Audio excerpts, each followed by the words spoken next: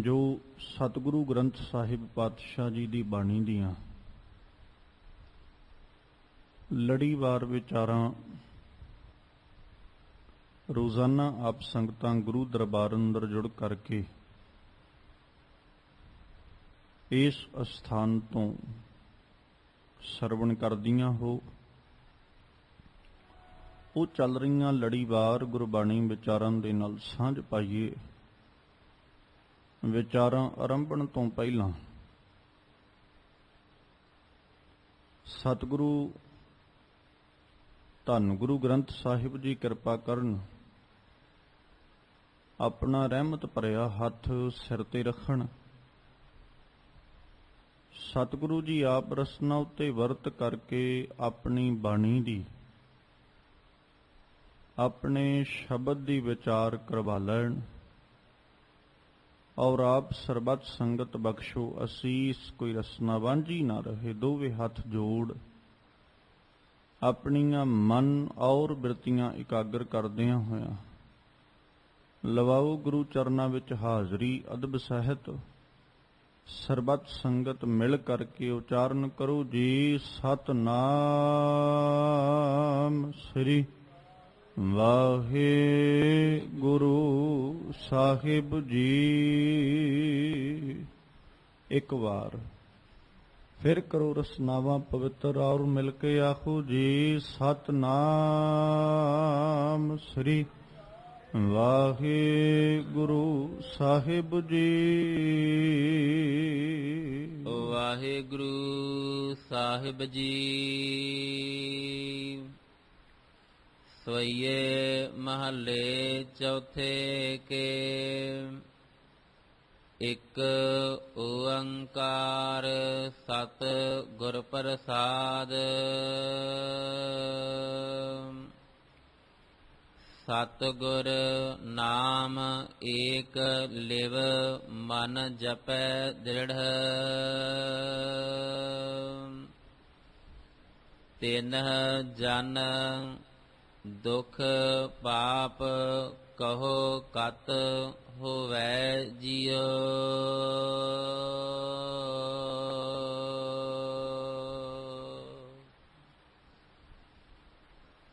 ਜਿਸ ਪਾਵਨ ਸ਼ਬਦ ਦਾ ਪਾਠ ਆਪ ਸੰਗਤ ਨੇ ਬੜੇ ਅਦਬ ਸਤਿਕਾਰ ਦੇ ਨਾਲ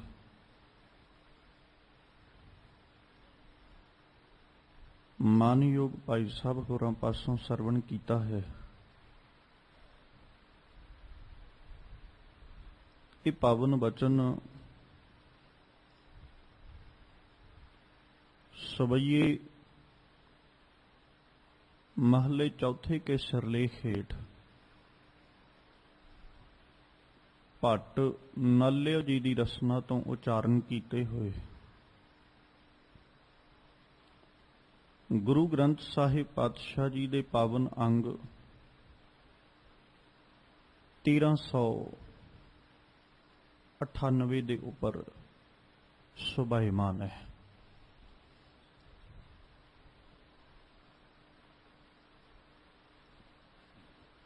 ਔਰ ਭੱਟ ਜੀ ਨੇ ਅੱਜ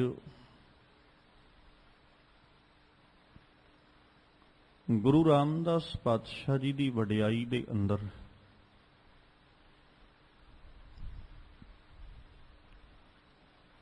ਸਤਿਗੁਰੂ ਜੀ ਦੀ ਸ਼ੋਭਾ ਦਾ, ਮਾਲਕ ਜੀ ਦੀ ਵਡਿਆਈ ਦਾ ਇੱਕ ਮਣਕਾ ਜਿਹੜਾ ਉਸੇ ਲੜੀ ਦੇ ਅੰਦਰ ਹੋਰ ਪੁਰਿਆ।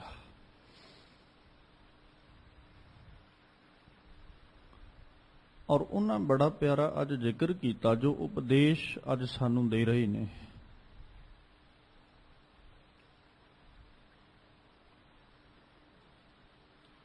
ਜਿਹੜਾ ਜੀਵ ਗੁਰੂ ਦੀ ਆਰਾਧਨਾ ਕਰਦਾ ਹੈ, ਗੁਰੂ ਨੂੰ ਧਿਆਉਂਦਾ ਹੈ, ਭੱਟ ਜੀ ਕਹਿੰਦੇ ਕਿਸੇ ਪ੍ਰਕਾਰ ਵੀ ਦੁੱਖ ਤਕਲੀਫ ਜਿਹੜੇ ਨਾ ਉਹਦੇ ਨੇੜੇ ਨਹੀਂ ਆਉਂਦੇ। ਕਿਸੇ ਪ੍ਰਕਾਰ ਉਹਨੂੰ ਪੋ ਨਹੀਂ ਸਕਦੇ ਜਾਂ ਉਹਨੂੰ ਛੂਹ ਨਹੀਂ ਸਕਦੇ, ਚਾਹੇ ਦੁੱਖ ਹੈ ਚਾਹੇ ਤਕਲੀਫ ਹੈ। ਚਾਹੇ ਵਿਪਤਾਵਾਂ ਦੀ ਗੱਲ ਕਰ ਲਈਏ। ਇੱਕ ਖਿਆਲ ਜ਼ਰੂਰ ਰੱਖਿਓ, ਜਦੋਂ ਸੰਸਾਰ ਤੇ ਜੀਵਨ ਬਤੀਤ ਕਰੀਦਾ ਨਾ, ਉਦੋਂ ਦੋ ਤਰੀਕਿਆਂ ਦੇ ਪਰਸਨ ਨੇ, ਦੋ ਤਰ੍ਹਾਂ ਦੇ ਬੰਦੇ ਜਿਹੜੇ ਸੰਸਾਰ ਤੇ ਜਿਉਂਦੇ ਨੇ। ਜੀਵਨ ਦੋਵਾਂ ਦਾ ਹੀ ਸੰਸਾਰਕ ਹੈ, ਕਿਉਂਕਿ ਰੱਬ ਨੇ ਸੰਸਾਰ ਤੇ ਭੇਜਿਆ, ਅਕਾਲ ਪੁਰਖ ਨੇ ਭੇਜਿਆ। ਪਰ ਇੱਕ ਉਹ ਹੈ ਜਿਹਨੇ ਆਪਣੀ ਸੁਰਤ ਨੂੰ ਪ੍ਰਭੂ ਦੇ ਚਰਨਾਂ ਵਿੱਚ ਜੋੜਿਆ, ਤੇ ਇੱਕ ਉਹ ਹੈ ਜਿਹੜਾ ਪ੍ਰਭੂ ਦੀ ਯਾਦ ਤੋਂ ਕੋਹਾਂ ਦੀ ਦੂਰੀ ਤੇ ਬੈਠਾ ਹੈ। ਜ਼ਿੰਦਗੀ ਦੋਵਾਂ ਦੀ ਗੁਜ਼ਰ ਰਹੀ ਹੈ, ਜੀਵਨ ਦੋਵਾਂ ਦਾ ਲੰਘ ਰਿਹਾ ਹੈ, ਪਰ ਦੋਵਾਂ ਵਿੱਚ ਫਰਕ ਕੀ ਹੈ? ਜਦੋਂ ਰੱਬ ਨਾਲੋਂ ਟੁੱਟੇ ਦੀ ਗੱਲ ਕਰਦੇ ਆ ਜਾਂ ਰੱਬ ਨਾਲੋਂ ਵੱਖਰੇ ਦੀ ਗੱਲ ਕਰਦੇ ਆ, ਉਹ ਸੰਸਾਰਕ ਜੀਵਨ ਲੰਘਾਉਂਦਾ, ਉਹਦੇ ਸਾਹਮਣੇ ਵੀ ਕਈ ਦੁੱਖ ਤਕਲੀਫਾਂ, ਝੋਰੇ, ਚਿੰਤਾਵਾਂ ਖੜੋਤੀਆਂ ਨੇ।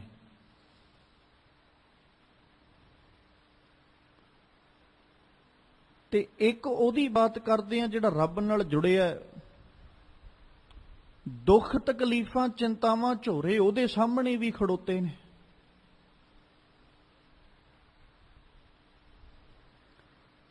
ਪਰ ਜਿਹੜਾ ਰੱਬ ਨਾਲੋਂ ਟੁੱਟਿਆ, ਉਹ ਵੇਖ ਕੇ ਕੁਰਲਾ ਉੱਠਦਾ ਹੈ।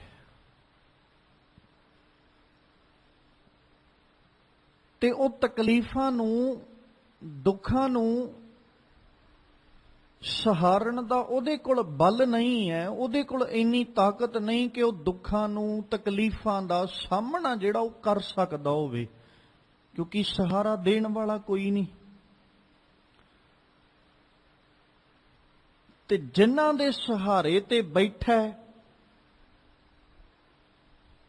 ਉਹ ਤੇ ਇਹੀ ਨੇ, ਸੰਗ ਸਖਾ ਸਭ ਤਜ ਗਏ, ਕੋਊ ਨਾ ਨਿਭਿਓ ਸਾਥ, ਉਹ ਇਹੀ ਨੇ। ਇਹਨਾਂ ਚੋਂ ਸਹਾਰਾ ਬਣਨਾ ਕਿਸੇ ਨਹੀਂ, ਉਹ ਕੁਰਲਾ ਉੱਠਦਾ। ਫਿਰ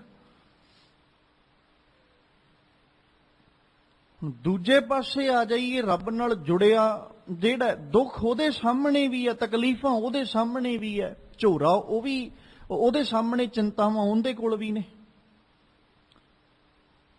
ਪਰ ਇਹਨਾਂ ਦੇ ਸਾਹਮਣੇ ਹੁੰਦਿਆਂ ਹੋਇਆਂ ਉਹਦੇ ਉੱਤੇ ਇਉਂ ਕਹਿ ਲਈਏ, ਉਹਦੇ ਕੋਲ ਜਿਹੜਾ ਹਿਰਦੇ ਕਰਕੇ ਸਹਾਰਾ ਹੈ ਨਾ, ਆਸਰਾ ਜਿਹੜਾ, ਉਹ ਪ੍ਰਭੂ ਦਾ ਹੈ।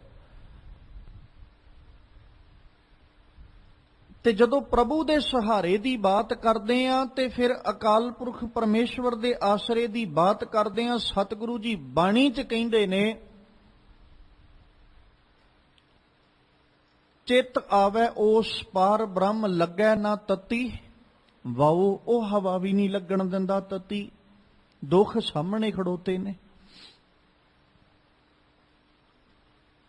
ਦੁੱਖਾਂ ਦੇ ਸਾਹਮਣੇ ਹੋਣ ਨਾਲ ਇਨਸਾਨ ਦੁਖੀ ਉਦੋਂ ਹੀ ਹੋਏਗਾ ਜਦੋਂ ਸਹਾਰੇ ਤੋਂ ਬਿਨਾਂ, ਆਸਰੇ ਤੋਂ ਬਿਨਾਂ। ਜੇ ਆਪਾਂ ਇਹਨੂੰ ਆਪਣੀ ਰੂਟੀਨ ਦੇ, ਰੋਜ਼ਾਨਾ ਦੇ ਜੀਵਨ ਵਿੱਚੋਂ ਵੀ ਵੇਖੀਏ ਤੇ ਸਾਨੂੰ ਆਸਾਨੀ ਨਾਲ ਸਮਝ ਸਕਦੇ ਹਾਂ ਅਸੀਂ। ਜਦੋਂ ਇਨਸਾਨ ਕਿਸੇ ਮੁਸ਼ਕਲ ਵਿੱਚ ਹੈ ਨਾ, ਉਹਦੇ ਸੰਗ ਚੱਲਣ ਵਾਲਾ, ਉਹਦਾ ਸਾਥੀ ਕੋਈ, ਉਹਦਾ ਮਿੱਤਰ ਕੋਈ ਉਹਦੇ ਨਾਲ ਹੋਵੇ ਨਾ, ਹੌਸਲਾ ਬਣਿਆ ਰਹਿੰਦਾ ਵੀ ਨਹੀਂ ਮੇਰਾ ਮਿੱਤਰ ਮੇਰੇ ਨਾਲ ਖੜੋਤਾ ਹੈ।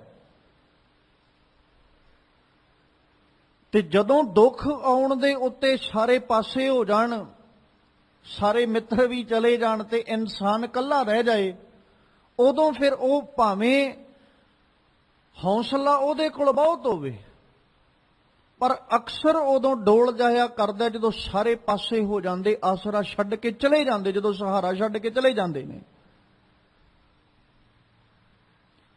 ਰੱਬ ਇੱਕ ਐਸਾ ਬਲ ਹੈ, ਇੱਕ ਐਸੀ ਤਾਕਤ ਹੈ ਕਿ ਜਿੱਥੇ ਦੁਨੀਆ ਆਸਰਾ ਛੱਡਦੀ ਹੈ, ਰੱਬ ਉੱਥੇ ਸਹਾਰਾ ਬਣਦਾ ਹੈ, ਆਸਰਾ ਬਣਦਾ ਹੈ। ਦੁਨੀਆ ਸਹਾਰਾ ਛੱਡ ਸਕਦੀ ਹੈ, ਦੁਨੀਆ ਆਸਰਾ ਖਿੱਚ ਸਕਦੀ ਹੈ, ਰੱਬ ਕਦੇ ਸਹਾਰਾ ਦੇ ਕੇ ਖਿੱਚਦਾ ਨਹੀਂ ਹੈ, ਰੱਬ ਸਹਾਰਾ ਵਧਾਉਂਦਾ ਹੈ, ਆਸਰਾ ਵਧਾਉਂਦਾ ਹੈ, ਸਾਨੂੰ ਬਲ ਦਿੰਦਾ ਹੈ ਵੀ ਸੱਜਣਾ ਤੂੰ ਸਾਹਮਣਾ ਕਰ ਸਕਦਾ, ਤੇਰੇ ਨਾਲ ਮੈਂ ਖੜੋਤਾ।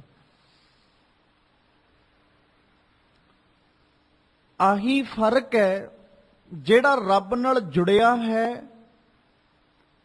ਉਹਨੇ ਜਦੋਂ ਸੰਸਾਰ ਤੇ ਹਾਲਾਤ ਵੇਖੇ, ਸੰਸਾਰ ਦੇ ਉੱਤੇ ਜਿਸ ਤਰ੍ਹਾਂ ਦੇ ਹਾਵ ਭਾਵ ਜਾਂ ਸੰਸਾਰ ਦੇ ਸਮਾਜ ਦੇ ਜੋ ਹਾਲਾਤ ਸਨ, ਉਹਨੇ ਵੇਖ ਕੇ ਇੱਕ ਗੱਲ ਆਖੀ, ਕੇਤਿਆਂ ਦੁੱਖ ਭੂਖ ਸਦ ਮਾਰ, ਇਹ ਪੇਦਾਤ ਤੇਰੀ ਦਾਤਾਰ। ਇਹ ਰੱਬ ਨਾਲ ਜੁੜੇ ਦੀ ਨਿਸ਼ਾਨੀ ਹੈ। ਇੱਕ ਰੱਬ ਤੋਂ ਵੱਖਰਾ ਬੈਠਾ, ਉਹਨੇ ਜਦੋਂ ਇਹ ਗੱਲ ਆਖੀ, ਉਹਨੇ ਸਿਰਫ ਇੰਨੀ ਗੱਲ ਆਖੀ, ਜਦੋਂ ਚੰਗਾ ਘਰ ਮਿਲ ਗਿਆ, ਚੰਗਾ ਵਹੀਕਲ ਮਿਲ ਗਿਆ ਤੇ ਮੈਂ ਉਹਦੇ ਤੇ ਅੱਧੀ ਪੰਕਤੀ ਲਵਾ ਕੇ ਬੈਠਾ, ਇਹ ਪੇਦਾਤ ਤੇਰੀ ਦਾਤਾਰ। ਉਹ ਪਹਿਲੋਂ ਤੇ ਮੈਂ ਪੜ੍ਹਿਆ ਹੀ ਨਹੀਂ, ਕਿਉਂਕਿ ਸਾਨੂੰ ਲੱਗਦਾ ਹੈ ਕਿ ਦੁੱਖ ਤੇ ਭੁੱਖ ਰੱਬ ਦੀ ਦਾਤ ਨਹੀਂ ਹੈ। ਪਰ ਗੁਰੂ ਨਾਨਕ ਸਾਹਿਬ ਕਹਿੰਦੇ ਵੀ ਨਹੀਂ ਸੱਜਣਾ, ਜੇ ਸਮਝੇ ਨਾ ਕਿਤੇ, ਫਿਰ ਕੇਤਿਆਂ ਦੁੱਖ ਭੂਖ ਸਦ ਮਾਰ।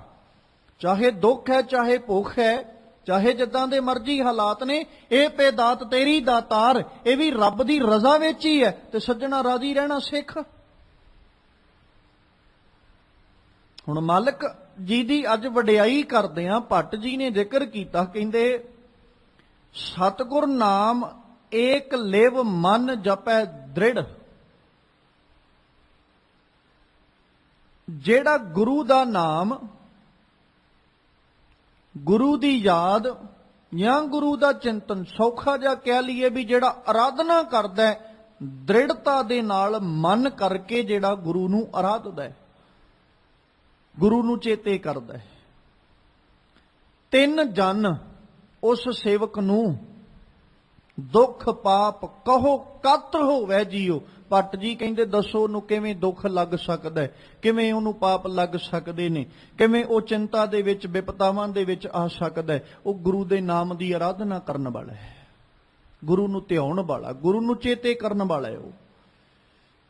ਤੇ ਜਿਹੜਾ ਗੁਰੂ ਦੇ ਚਿੰਤਨ ਵਿੱਚ ਬੈਠਾ ਹੈ, ਉਹਦੇ ਤੇ ਸ਼ੁਰੂਆਤ ਹੀ ਕਹਿ ਲਓ ਵੀ ਅਸੀਂ ਜਦੋਂ ਬਾਣੀ ਨੂੰ ਪੜ੍ਹਦੇ ਹਾਂ ਤੇ ਸਤਿਗੁਰੂ ਅਰਜਨ ਦੇਵ ਪਾਤਸ਼ਾਹ ਜੀ ਦੀ ਬਾਣੀ ਦੀ ਆਰੰਭਤਾ ਕਰਦਿਆਂ ਹੋਇਆਂ ਮਾਲਕ ਜੀ ਨੇ ਬੜਾ ਪਿਆਰਾ ਜ਼ਿਕਰ ਕੀਤਾ ਸੀ। ਸਤਿਗੁਰੂ ਉੱਥੇ ਕਹਿੰਦੇ ਨਾ, ਸਿਮਰੋਂ ਸਿਮਰ ਸਿਮਰ ਸੁਖ ਪਾਵੋਂ, ਕਲ ਕਲੇਸ਼ ਤਨ ਮਾਹੇ ਮਿਟਾਵੋਂ। ਤਿੰਨ ਜਨ ਦੁੱਖ ਪਾਪ ਕਹੋ ਕਤ ਹੋਵੇ ਜੀ। ਜਿਹਨੂੰ ਸਿਮਰਨ ਦੀ ਜਾਚ ਆ ਗਈ, ਜਿਹਨੂੰ ਚੇਤੇ ਕਰਨ ਦੀ ਜਾਚ ਆ ਗਈ। ਦੇਖੋ ਧੰਨ ਗੁਰੂ ਅਰਜਨ ਦੇਵ ਸਾਹਿਬ ਨੇ ਕਿਸੇ ਦੂਜੇ ਨੂੰ ਸੰਬੋਧਨ ਕਰਨ ਤੋਂ ਪਹਿਲਾਂ ਆਪਣੀ ਗੱਲ ਕੀਤੀ। ਕਿਸੇ ਦੂਜੇ ਨੂੰ ਕਹਿਣ ਤੋਂ ਪਹਿਲਾਂ ਭਾਈ ਰੱਬ ਨੂੰ ਸਿਮਰ, ਰੱਬ ਨੂੰ ਚੇਤੇ ਕਰ, ਰੱਬ ਨੂੰ ਚੇਤੇ ਕਰਿਆ ਸੁੱਖ ਮਿਲਦੇ, ਰੱਬ ਨੂੰ ਚੇਤੇ ਕੀਤਿਆਂ ਪ੍ਰਸੰਨਤਾ ਮਿਲਦੀ। ਕਿਸੇ ਦੂਜੇ ਨੂੰ ਸੰਬੋਧਨ ਕਰਨ ਤੋਂ ਪਹਿਲਾਂ ਸਤਿਗੁਰੂ ਇਹ ਕਹਿ ਰਹੇ, ਸਿਮਰੋਂ ਮੈਂ ਸਿਮਰਾਂ, ਸਿਮਰ ਸਿਮਰ ਸੁੱਖ ਪਾਵੋਂ, ਮੈਂ ਉਹਨੂੰ ਸਿਮਰ ਸਿਮਰ ਕੇ ਸੁੱਖ ਪਾਉਣਾ। ਦੂਜਾ ਰਸਤਾ ਹੀ ਨਹੀਂ ਹੈ ਕੋਈ, ਦੂਜਾ ਢੰਗ ਹੀ ਨਹੀਂ ਹੈ ਕੋਈ। ਸੰਸਾਰਿਕ ਪਦਾਰਥਾਂ ਦੇ ਕੋਲੋਂ ਸੁੱਖ ਮਿਲ ਸਕਦਾ ਹੈ, ਇਹਦੇ 'ਚ ਕੋਈ ਅਤਕਥਨੀ ਨਹੀਂ ਜਾਂ ਕੋਈ ਝੂਠ ਨਹੀਂ। ਸੰਸਾਰਿਕ ਪਦਾਰਥ ਸੁੱਖ ਦੇਣਗੇ, ਪਰ ਖਿੰਨ ਮਾਤਰ ਸਮੇਂ ਵਾਸਤੇ ਦੇ ਸਕਦੇ ਨੇ, ਕੁਝ ਚਿਰ ਲਈ ਦੇਣਗੇ। ਜੇ ਅਸੀਂ ਕਹੀਏ ਵੀ ਸਦੀਵ ਆਨੰਦ ਚਾਹੀਦਾ, ਸਦੀਵ ਪ੍ਰਸੰਨਤਾ ਤੇ ਖੁਸ਼ੀ ਚਾਹੀਦੀ ਹੈ, ਤੇ ਉਹ ਮੈਨੂੰ ਸੰਸਾਰਿਕ ਪਦਾਰਥ ਦੇਣਗੇ। ਇਹ ਸਾਡੇ ਮਨ ਦਾ ਇੱਕ ਬੜਾ ਵੱਡਾ ਭਰਮ ਹੈ, ਇੱਕ ਬੜਾ ਵੱਡਾ ਭੁਲੇਖਾ ਹੈ ਕਿ ਅਸੀਂ ਪਦਾਰਥਵਾਦੀ ਮਾਹੌਲ ਦੇ ਵਿੱਚੋਂ ਸੁੱਖ ਲੋਚਦੇ ਹਾਂ। ਪਦਾਰਥਾਂ ਦੇ ਵਿੱਚੋਂ ਅੱਜ ਤੱਕ ਕਿਹਨੂੰ ਸੁੱਖ ਮਿਲਿਆ? ਪਦਾਰਥਾਂ ਦੇ ਵਿੱਚ ਰਹਿਣ ਵਾਲਾ ਚਾਹੇ ਅੱਜ ਕੁਰਲਾ ਪਏ ਤੇ ਭਾਵੇਂ 4 ਦਿਨਾਂ ਬਾਅਦ ਕੁਰਲਾ ਪਏ, ਕੁਰਲਾਉਣਾ ਜ਼ਰੂਰ ਪਏਗਾ। ਸਦੀਵ ਆਨੰਦ ਨਹੀਂ ਹੈ ਉਹਦੇ ਕੋਲ, ਨਹੀਂ ਖੁਸ਼ੀ, ਨਹੀਂ ਪ੍ਰਸੰਨਤਾ। ਜੇ ਸੰਸਾਰਿਕ ਪਦਾਰਥਾਂ ਦੇ ਵਿੱਚੋਂ ਆਨੰਦ ਮਿਲਦਾ ਹੁੰਦਾ ਜਾਂ ਸੰਸਾਰਿਕ ਪਦਾਰਥ ਸੁੱਖ ਦਿੰਦੇ ਤੇ ਫਿਰ ਧੰਨ ਗੁਰੂ ਅਮਰਦਾਸ ਪਾਤਸ਼ਾਹ ਸੰਸਾਰਿਕ ਪਦਾਰਥਾਂ ਦਾ ਜ਼ਿਕਰ ਕਰਦੇ। ਪਰ ਉਹਨਾਂ ਜਿੱਦਣ ਕੀਤਾ ਜ਼ਿਕਰ ਉਦਣ ਇਹ ਹੀ ਕੀਤਾ, ਆਨੰਦ ਭਇਆ ਮੇਰੀ ਮਾਏ ਸਤਿਗੁਰੂ ਮੈਂ ਪਾਇਆ। ਮੇਰੇ ਤੇ ਆਨੰਦ ਦਾ ਕਾਰਨ ਹੀ ਗੁਰੂ ਹੈ। ਸਤਿਗੁਰ ਤਾਂ ਪਾਇਆ ਸਹਿਜ ਸੇਤੀ, ਮਨ ਵਜੀਆਂ ਵਾਧਾਈਆਂ, ਰਾਗ ਰਤਨ ਪਰਵਾਰ ਪਰੀਆਂ, ਸ਼ਬਦ ਗਾਵਣ ਆਈਆਂ, ਸ਼ਬਦੋ ਤਾਂ ਗਾਵੋ ਹਰੀ ਕੇਰਾ, ਮਨ ਜਿਨੀ ਵਸਾਇਆ ਕਹੇ ਨਾਨਕ ਆਨੰਦ ਹੁਆ ਸਤਿਗੁਰੂ ਮੈਂ ਪਾਇਆ। ਕੋਈ ਪਦਾਰਥਵਾਦੀ ਵਸਤੂ ਜਾਂ ਪਦਾਰਥ ਦੇ ਵਿੱਚ ਅਸੀਂ ਗਰਸੇ ਜਾਣ ਕਰਕੇ ਕਦੇ ਜੀਵਨ ਨੂੰ ਸੁਖ ਭਰਪੂਰ ਨਹੀਂ ਬਣਾ ਸਕਦੇ। ਚਾਹੇ ਜਿੰਨਾ ਮਰਜ਼ੀ ਅਸੀਂ ਵਧੀਆ ਤੋਂ ਵਧੀਆ, ਚੰਗੇ ਤੋਂ ਚੰਗਾ ਪਦਾਰਥ ਕਿਉਂ ਨਾ ਹਾਸਲ ਕਰ ਲਈਏ, ਅਖੀਰ ਜਿਹੜਾ ਹਾਸਲ ਕੀਤਾ ਹੋਇਆ ਪਦਾਰਥ ਹੈ, ਉਸੇ ਪਦਾਰਥ ਨੇ ਸਾਡੇ ਲਈ ਦੁੱਖਾਂ ਦਾ ਇੱਕ ਬੜਾ ਵੱਡਾ ਪਹਾੜ ਵੀ ਖੜਾ ਕਰ ਦੇਣਾ। ਭਾਈ ਆਹ ਲੈ, ਤੂੰ ਸੁੱਖ ਲਈ ਲੋਚਦਾ ਸੀ, ਆਹੀ ਪਦਾਰਥ ਸੁੱਖਾਂ ਲਈ ਹਾਸਲ ਕੀਤਾ, ਉਹੀ ਪਦਾਰਥ ਹੈ ਅੱਜ ਤੈਨੂੰ ਦੁੱਖ ਤੇ ਤਕਲੀਫ ਦੇ ਰਿਹਾ ਹੈ। ਔਰ ਅੱਜ ਗੁਰੂ ਸਾਹਿਬ ਜੀ ਦੀ ਸ਼ੋਭਾ ਦੇ ਵਿੱਚ ਨਾ ਭੱਟ ਜੀ ਨੇ ਬੜਾ ਜ਼ਿਕਰ ਪਿਆਰਾ ਕੀਤਾ। ਕਹਿੰਦੇ ਜਿਹੜਾ ਗੁਰੂ ਨੂੰ ਆਰਾਧਦਾ ਹੈ, ਗੁਰੂ ਨੂੰ ਛੇਤੇ ਕਰਦਾ ਹੈ ਨਾ, ਗੁਰੂ ਨੂੰ ਆਰਾਧਨ ਵਾਲਾ, ਉਹ ਕਦੇ ਦੁਖੀ ਨਹੀਂ ਹੋ ਸਕਦਾ, ਉਹ ਕਦੇ ਚਿੰਤਾਵਾਂ ਵਿੱਚ ਨਹੀਂ ਰਹਿ ਸਕਦਾ, ਉਹ ਕਦੇ ਕਿਸੇ ਪ੍ਰਕਾਰ ਝੋਰੇ ਵਿੱਚ ਨਹੀਂ ਹੋਏਗਾ ਜਿਹੜਾ ਗੁਰੂ ਦੀ ਆਰਾਧਨਾ ਕਰਨ ਵਾਲਾ। ਕਿਉਂਕਿ ਗੁਰੂ ਇੱਕ ਸਹਾਰਾ ਜੇ, ਤੇ ਜਦੋਂ ਗੁਰੂ ਸਹਾਰਾ ਬਣਦਾ, ਆਸਰਾ ਬਣਦਾ, ਤੇ ਜੀਵਨ ਸੁਖ ਭਰਪੂਰ ਆਪੇ ਹੀ ਬਣ ਜਾਂਦਾ। ਇਸੇ ਕਰਕੇ ਗੁਰੂ ਤੇਗ ਬਹਾਦਰ ਸਾਹਿਬ ਨੇ ਆਖਿਆ ਸੀ, ਜੋ ਸੁਖ ਕੋ ਚਾਹੇ ਸਦਾ ਸ਼ਰਨ ਰਾਮ ਕੀ ਲੈ। ਸੱਜਣਾ ਜੇ ਸਦੀਵ ਆਨੰਦ ਚਾਹੁੰਦਾ ਤੇ ਫਿਰ ਇੱਕੋ ਹੀ ਤਰੀਕਾ ਹੈ ਵੀ ਰੱਬ ਦੀ ਯਾਦ ਵਿੱਚ ਜੁੜ ਜਾ, ਜਿੱਦਣ ਮਰਜੀ ਜੁੜ ਜਾ, ਉਦਣ ਸੁਖ ਭਰਪੂਰ ਜੀਵਨ ਬਣ ਜਾਏਗਾ। ਇਹ ਗੱਲ ਤੇ ਮੰਨਣੀ ਪਏਗੀ ਨਾ।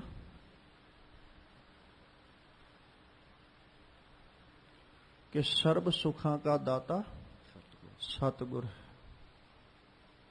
ਤਾਂ ਕੀ ਸ਼ਰਣੀ ਪਾਈਏ, ਇਹ ਮੰਨਣਾ ਪਏਗਾ। ਸੰਸਾਰਕ ਵਸਤੂ ਸਾਰੇ ਸੁੱਖਾਂ ਦੀ ਦਾਤਾ ਨਹੀਂ ਹੋ ਸਕਦੀ। ਜਿਵੇਂ ਮੈਂ ਇੱਕ ਨਿੱਕੀ ਜਿਹੀ ਉਦਾਹਰਣ ਨਹੀਂ ਰੱਖਦਾ ਚੱਲਾਂ,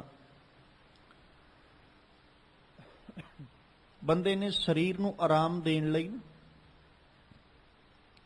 ਗਰਮੀ ਦੇ ਮਾਹੌਲ, ਗਰਮੀ ਦੇ ਮੌਸਮ ਤੋਂ ਬਚਣ ਲਈ ਇਹਨੇ ਏਸੀ ਦਾ ਪ੍ਰਯੋਗ ਕੀਤਾ, 에ਅਰ ਕੰਡੀਸ਼ਨਰ ਦਾ। ਹੁਣ ਜੇ ਆਪਾਂ ਕਹੀਏ ਵੀ ਇਹ ਮੈਨੂੰ ਸਿਆਲ ਵਿੱਚ ਜਾ ਕੇ ਵੀ ਪ੍ਰਸੰਨਤਾ ਦੇਵੇ, ਤੇ ਦੇ ਸਕਦਾ ਹੈ। ਅੱਜ ਤੇ ਮੈਨੂੰ ਗਰਮੀ ਲੱਗਦੀ, ਮੈਂ ਟੈਂਪਰੇਚਰ ਘਟਾ ਕੇ ਤੇ ਆਪਣੇ ਰੂਮ ਨੂੰ ਬੜਾ ਠੰਡਾ ਜਿਹਾ ਕਰ ਲੈਣਾ ਵੀ ਮੇਰਾ ਕਮਰਾ ਠੰਡਾ, ਤਾਂ ਜੋ ਸਰੀਰ ਮੇਰਾ ਠੰਡਕ ਮਹਿਸੂਸ ਕਰੇ। ਹੁਣ ਉਧਰੋਂ ਮਤਲਬ ਕਹਿ ਲਈਏ ਵੀ ਬਹੁਤ ਜ਼ਿਆਦਾ ਸਰਦੀ, ਟੈਂਪਰੇਚਰ ਪਹਿਲੋਂ ਹੀ ਕਿਤੇ ਬਹੁਤ ਘੱਟ ਹੋਵੇ, ਤੇ ਮੈਂ ਹੋਰ ਟੈਂਪਰੇਚਰ ਘੱਟ ਕਰਕੇ ਘਰੇ ਏਸੀ ਚਲਾ ਕੇ ਬਹਿ ਜਾਂ, ਤੇ ਕੀ ਸਕੂਨ ਮਿਲੇਗਾ?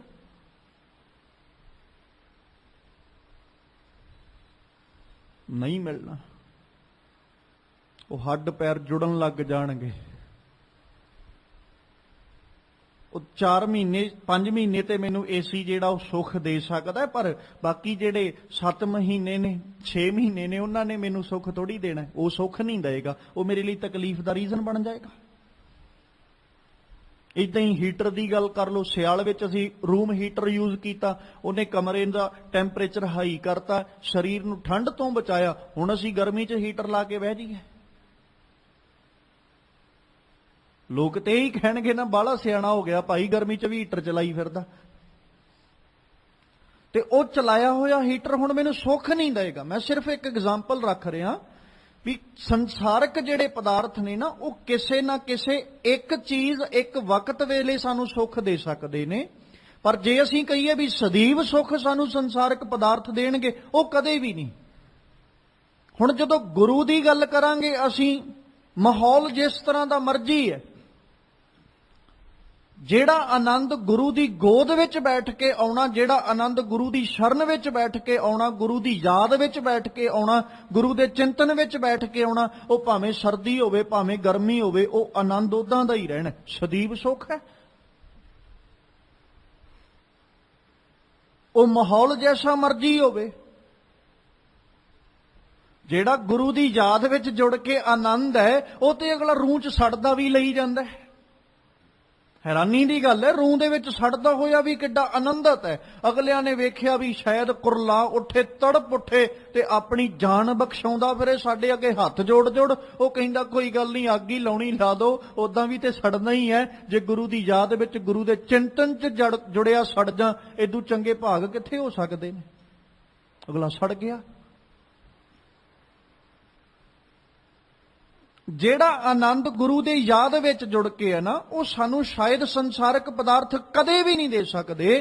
ਤੇ ਇਹ ਕਿਤੇ ਨਾ ਕਿਤੇ ਜਾ ਕੇ ਸਾਨੂੰ ਇਸ ਗੱਲ ਨੂੰ ਮੰਨਣਾ ਵੀ ਪਏਗਾ ਕਿ ਮੇਰਾ ਗੁਰੂ ਹੀ ਹੈ ਜਿਹੜਾ ਸਾਰੇ ਸੁੱਖਾਂ ਦਾ ਦਾਤਾ, ਉਹ ਤੋਂ ਬਿਨਾ ਕੋਈ ਦੂਜਾ ਥਾਂ ਕੋਈ ਦੂਜਾ ਟਿਕਾਣਾ ਨਹੀਂ ਹੈ। ਤੇ ਅੱਜ ਭੱਟ ਜੀ ਕਹਿੰਦੇ ਸਤਿਗੁਰ ਨਾਮ ਏਕ ਲਿਵ ਮਨ ਜਪੈ ਦ੍ਰਿੜ, ਜਿਨੇ ਮਨ ਕਰਕੇ ਦ੍ਰਿੜ ਹੋ ਕਰਕੇ ਦ੍ਰਿੜ ਕਰਕੇ ਰੱਬ ਦੇ ਨਾਮ ਨੂੰ ਅਰਾਧਿਆ, ਗੁਰੂ ਦੇ ਨਾਮ ਨੂੰ ਅਰਾਧਿਆ, ਤਿੰਨ ਜਨ ਦੁੱਖ ਪਾਪ ਕਹੋ ਕਤ ਹੋਵੇ ਜੀਓ। ਉਹ ਕਦੇ ਦੁਖੀ ਨਹੀਂ ਹੋ ਸਕਦਾ, ਪਾਪਾਂ ਤੋਂ ਛੁਟਕਾਰਾ ਹੋ ਜਾਂਦਾ ਹੈ, ਕਿਉਂਕਿ ਗੁਰੂ ਮਾੜੇ ਪਾਸੇ ਕਦੇ ਤੁਰਨ ਹੀ ਨਹੀਂ ਦਿੰਦਾ। ਬਸ ਮੈਨੂੰ ਕਿਤੇ ਦ੍ਰਿੜ ਕਰਨ ਦੀ ਜਾਚ ਆ ਜਾਏ, ਗੁਰੂ ਦੀ ਯਾਦ ਤੇ ਗੁਰੂ ਦੇ ਨਾਮ ਨੂੰ ਹਿਰਦੇ ਕਰਕੇ ਕਿਤੇ ਮੈਂ ਦ੍ਰਿੜ ਕਰ ਲਾਂ, ਦੁੱਖਾਂ ਤੇ ਪਾਪਾਂ ਤੋਂ ਆਪਣੇ ਆਪ ਛੁਟਕਾਰਾ ਹੋ ਜਾਵੇਗਾ। ਤਾਰਣ ਤਰਣ ਖਿਨ ਮਾਤਰ ਜਾਕੋ ਦ੍ਰਿਸ਼ਟ ਧਾਰੈ, ਸ਼ਬਦ ਅਰਿਧ ਵਿਚਾਰੈ, ਕਾਮ ਕ੍ਰੋਧ ਖੋਵੈ ਜਿਉ।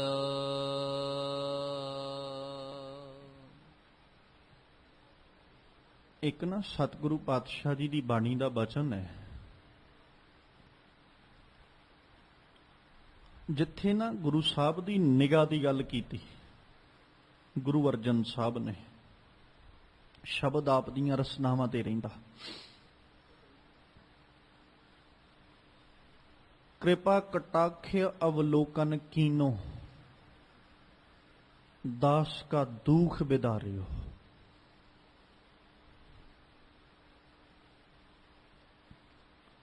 ਸ਼ਬਦ ਦੀ ਸ਼ੁਰੂਆਤ ਹੁੰਦੀ ਚਤੁਰ ਦਿਸ਼ਾ ਕੀਨੋ ਬਲ ਆਪਣਾ ਸਿਰ ਉੱਪਰ ਕਰ ਧਾਰਿਓ।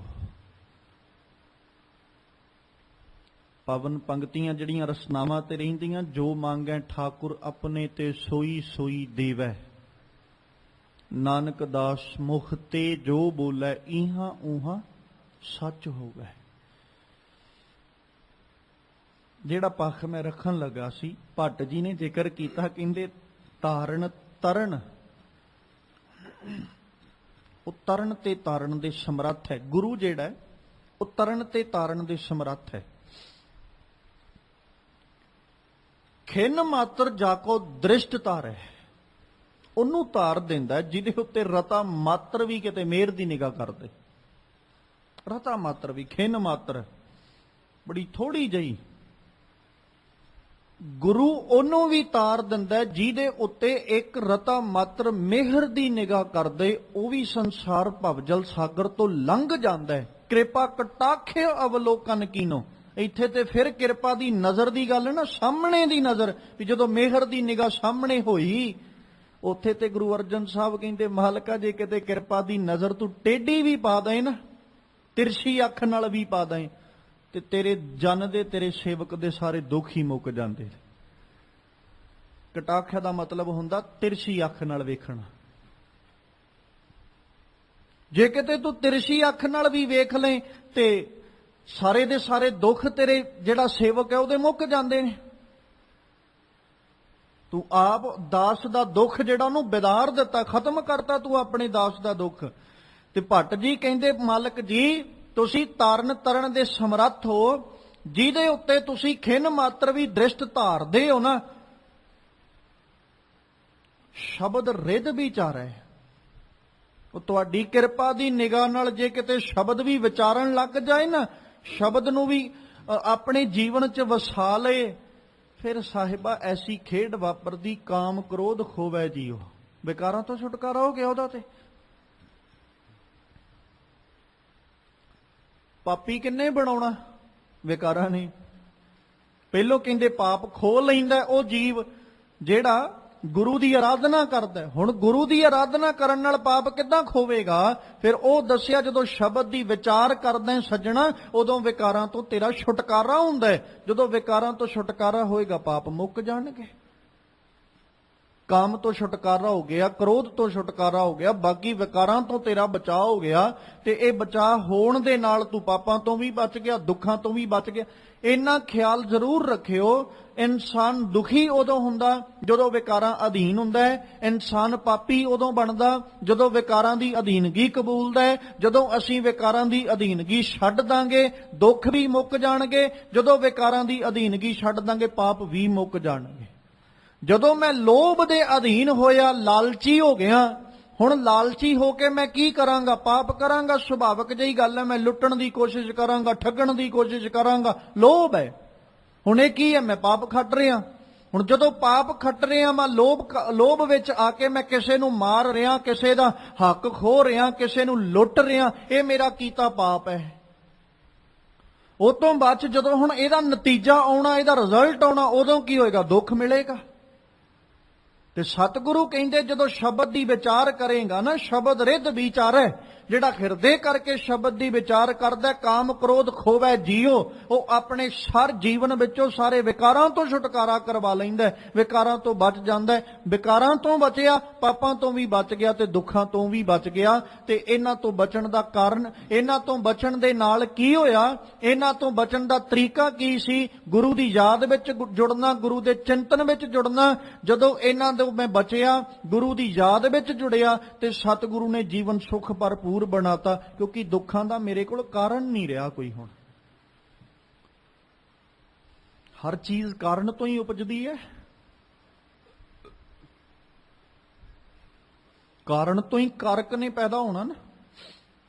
ਜਦੋਂ ਕਾਰਨ ਹੀ ਖਤਮ ਹੋ ਗਿਆ ਤੇ ਫਿਰ ਕਾਰਕ ਵੀ ਕਾਹਦਾ? ਜੇ ਆਪਾਂ ਕਾਰਕ ਬਣਦੇ ਆ, ਕੋਈ ਕਾਰਨ ਹੁੰਦਾ ਫੇਰ ਹੀ ਬਣਦੇ ਆ। ਜੇ ਕਾਰਨ ਨਾ ਹੋਵੇ ਤੇ ਅਸੀਂ ਕਾਰਕ ਕਦੇ ਵੀ ਨਹੀਂ ਬਣਾਂਗੇ।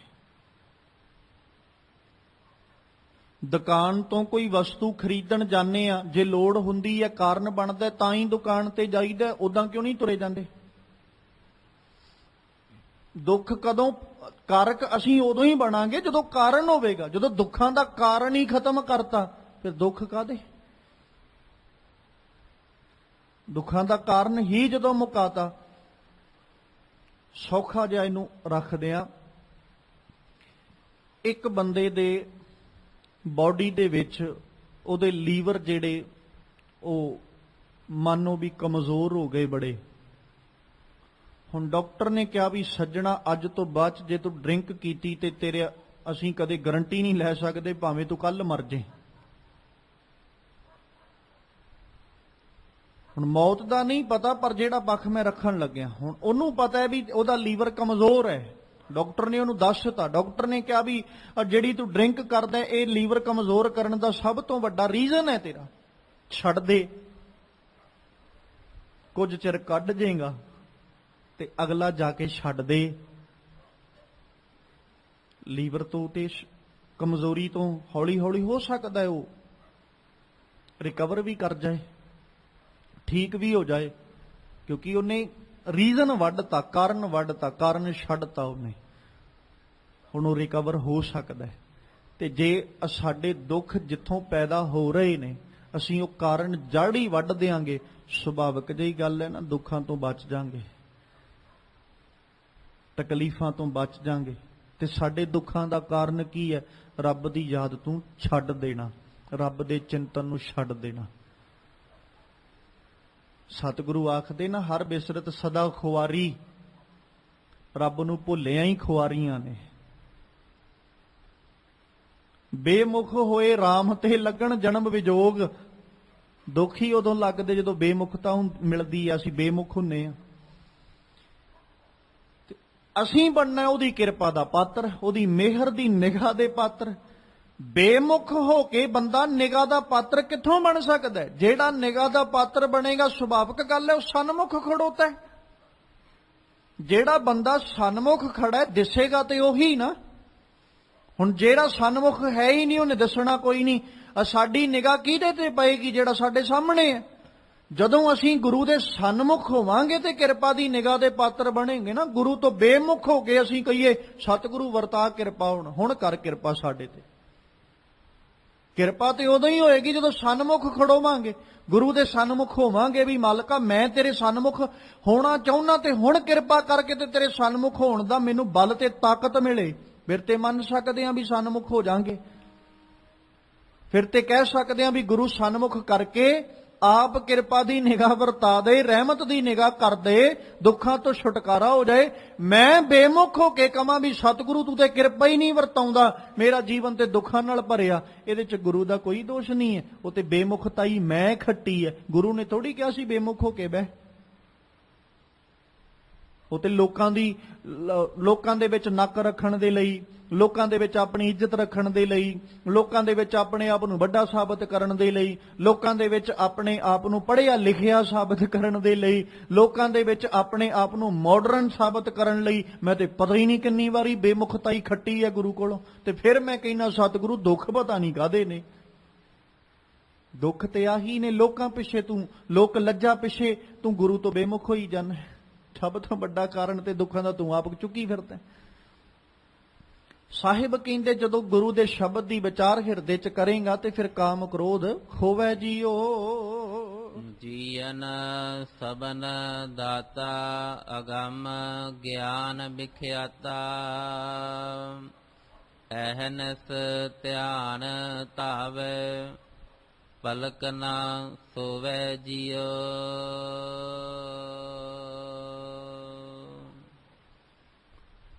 ਫਿਰ ਭੱਟ ਜੀ ਕਹਿੰਦੇ ਧੰਨ ਗੁਰੂ ਰਾਮਦਾਸ ਸਾਹਿਬ ਜੀ ਜੀਵਨ ਸਭਨ ਦਾਤਾ। ਸਤਿਗੁਰੂ ਰਾਮਦਾਸ ਜੀ ਤੁਸੀਂ ਸਾਰੇ ਜੀਵਾਂ ਦੇ ਦਾਤੇ ਹੋ। ਅਗੰਮ ਗਿਆਨ ਵਿਖਿਆਤਾ, ਔਰ ਉਹ ਜਿਹੜਾ ਅਪਹੁੰਚ ਹਰੀ ਹੈ ਨਾ, ਜਿਹਦੇ ਤੱਕ ਅਸੀਂ ਪਹੁੰਚ ਨਹੀਂ ਸਕਦੇ, ਰੱਬ ਮਤਲਬ, ਉਹਦੇ ਗਿਆਨ ਨੂੰ ਪ੍ਰਗਟ ਵੀ ਤੁਸੀਂ ਕਰਦੇ ਹੋ। ਗਿਆਨ ਨੂੰ ਪ੍ਰਗਟ ਕਰਨ ਵਾਲੇ ਹੋ ਤੁਸੀਂ। ਅਗੰਮ ਗਿਆਨ ਵਿਖਿਆਤਾ ਮਤਲਬ ਵਿਖਿਆਨ ਕਰਨ ਵਾਲੇ, ਪ੍ਰਗਟ ਕਰਨ ਵਾਲੇ। ਅਹਨਿਸ ਧਿਆਨ ਧਾਵੈ, ਦਿਨ ਰਾਤ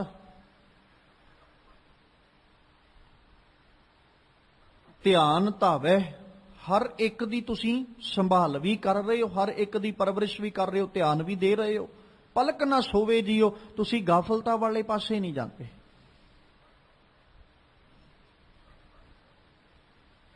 ਗੁਰੂ ਤੋਂ ਬੇਮੁਖ ਹੋ ਕੇ ਅਸੀਂ ਗਾਫਲ ਹੋ ਸਕਦੇ ਹਾਂ, ਪਰ ਅਸੀਂ ਇਹ ਕਹੀਏ ਵੀ ਸਤਿਗੁਰੂ ਜੀ ਸਾਡਾ ਖਿਆਲ ਨਹੀਂ ਰੱਖਣਗੇ, ਇਹ ਸਾਡੀ ਮੂਰਖਤਾ ਹੀ ਹੈ। ਗੁਰੂ ਤੇ ਹਰ ਵਕਤ ਸਾਡਾ ਖਿਆਲ ਰੱਖ ਰਿਹਾ, ਸਾਡੀ ਪਰਵਰਿਸ਼ ਕਰ ਰਿਹਾ, ਸਾਡੀ ਸੰਭਾਲ ਵੀ ਕਰ ਰਹੇ ਨੇ। ਗੁਰੂ ਤੇ ਵੇਖੋ ਨਾ, ਭਾਈ ਗੁਰਦਾਸ ਨੂੰ ਪੜ੍ਹ ਕੇ ਜਦੋਂ ਕਹਿੰਦੇ ਇੱਕ ਵਾਰ ਸਤਿਗੁਰ ਮੰਤਰ ਸਿਮਰਨ ਮਾਤਰ ਸਿਮਰਤ ਤਾਹੇ ਬਾਰੰਬਾਰ ਗੁਰ ਹੇਤ ਹੈ। ਗੁਰੂ ਤੇ ਬਾਰ-ਬਾਰ ਚੇਤੇ ਕਰਦਾ, ਤੂੰ ਇੱਕ ਵਾਰੀ ਕਰਦਾ, ਗੁਰੂ ਪਤਾ ਹੀ ਨਹੀਂ ਕਿੰਨੀ ਵਾਰੀ ਕਰਦਾ। ਹੁਣ ਇੱਕ ਵਾਰੀ ਤੇ ਸਾਨੂੰ ਕਰਨਾ ਹੀ ਪਏਗਾ ਨਾ ਗੁਰੂ ਨੂੰ ਚੇਤੇ, ਤਾਂ ਹੀ ਗੁਰੂ ਬਾਰ-ਬਾਰ ਚੇਤੇ ਰੱਖੇਗਾ। ਹੁਣ ਅਸੀਂ ਇੱਕ ਵਾਰੀ ਵੀ ਚੇਤੇ ਨਾ ਕਰੀਏ ਤੇ ਅਸੀਂ ਕਹੀਏ ਵੀ ਸਤਿਗੁਰੂ ਤੂੰ ਚੇਤੇ ਰੱਖਦਾ ਰਹਿ ਸਾਨੂੰ, ਇਹ ਹੋ ਸਕਦਾ ਹੈ? ਸ਼ਬਦ ਆਪਾਂ ਪੜ੍ਹਿਆ ਗੁਰ ਮੇਰੇ ਸੰਗ ਸਦਾ ਹੈ ਨਾਲੇ, ਪਰ ਕਦੋਂ? ਜਦੋਂ ਮੈਂ ਉਹਨੂੰ ਸਿਮਰ ਕੇ ਉਹਦੀ ਸੰਭਾਲ ਕਰਾਂਗਾ ਉਦੋਂ ਹੀ ਮੇਰੇ ਨਾਲ ਨਾ। ਮੈਂ ਸਿਮਰਾਂ ਹੀ ਨਾ, ਸੰਭਾਲ ਹੀ ਨਾ ਕਰਾਂ ਤੇ ਮੈਂ ਕਹੀ ਜਾਵਾਂ ਗੁਰ ਮੇਰਾ ਸੰਗ ਸਦਾ ਹੈ ਨਾਲੇ, ਕੀ ਗੁਰੂ ਮੇਰੇ ਨਾਲ ਨੇ? ਚੇਤਾ ਮੈਂ ਨਹੀਂ ਗੁਰੂ ਨੂੰ ਕਰਦਾ, ਯਾਦ ਗੁਰੂ ਦੀ ਜੁੜ ਕੇ ਮੈਂ ਕਦੇ ਨਹੀਂ ਬੈਠਾ, ਗੁਰੂ ਦੇ ਦਰਸਾਏ ਮਾਰਗ ਤੇ ਮੈਂ ਕਦੇ ਨਹੀਂ ਤੁਰਿਆ, ਗੁਰੂ ਦੇ ਆਸ਼ੇ ਮੁਤਾਬਕ ਜ਼ਿੰਦਗੀ ਜਿਉਣ ਨੂੰ ਮੈਂ ਕਦੇ ਅਪਣਾਇਆ ਨਹੀਂ, ਤੇ ਢੰਡੋਰਾ ਪਿੱਟ ਕੇ ਮੈਂ ਆਖਾਂ ਗੁਰ ਮੇਰਾ ਸੰਗ ਸਦਾ ਹੈ ਨਾਲੇ, ਤੇ ਕੀ ਦਾਵਾ ਕਰ ਸਕਦੇ ਹਾਂ?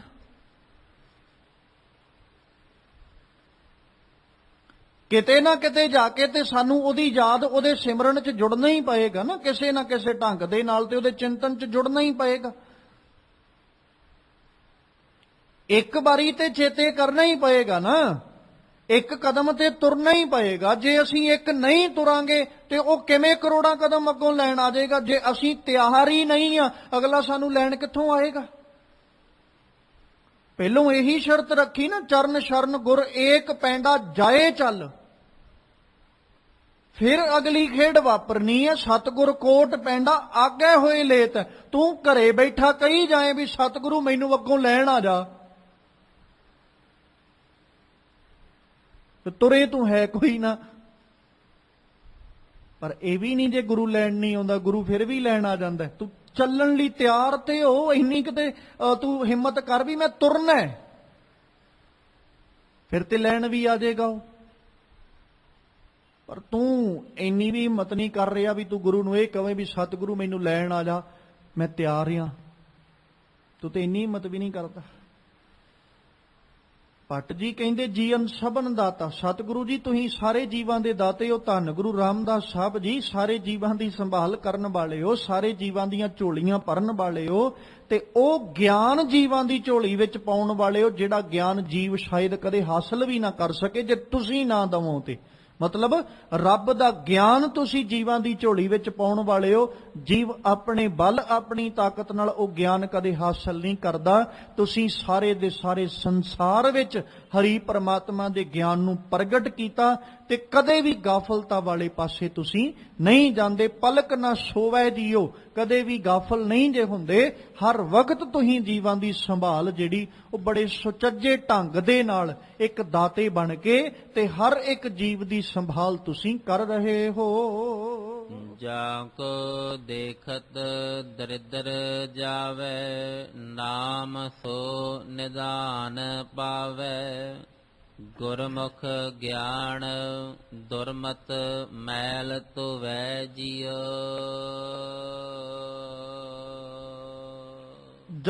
ਜਿਸ ਵਕਤ ਗੁਰੂ ਦੇ ਸਨਮੁਖ ਹੋ ਕੇ ਮੈਂ ਗੁਰੂ ਦੇ ਸ਼ਬਦ ਦਾ ਗਿਆਨ ਹਾਸਲ ਕੀਤਾ,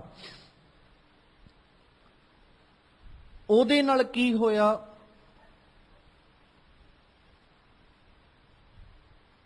ਮੇਰੇ ਜੀਵਨ ਦੇ ਵਿੱਚੋਂ ਦਰਿਦਰ ਖਤਮ ਹੋ ਗਏ। ਦਰਸ਼ਨ ਕਰਨ ਵਾਲਾ ਜੀਵ ਦੋ ਤਰ੍ਹਾਂ ਦਾ ਹੈ।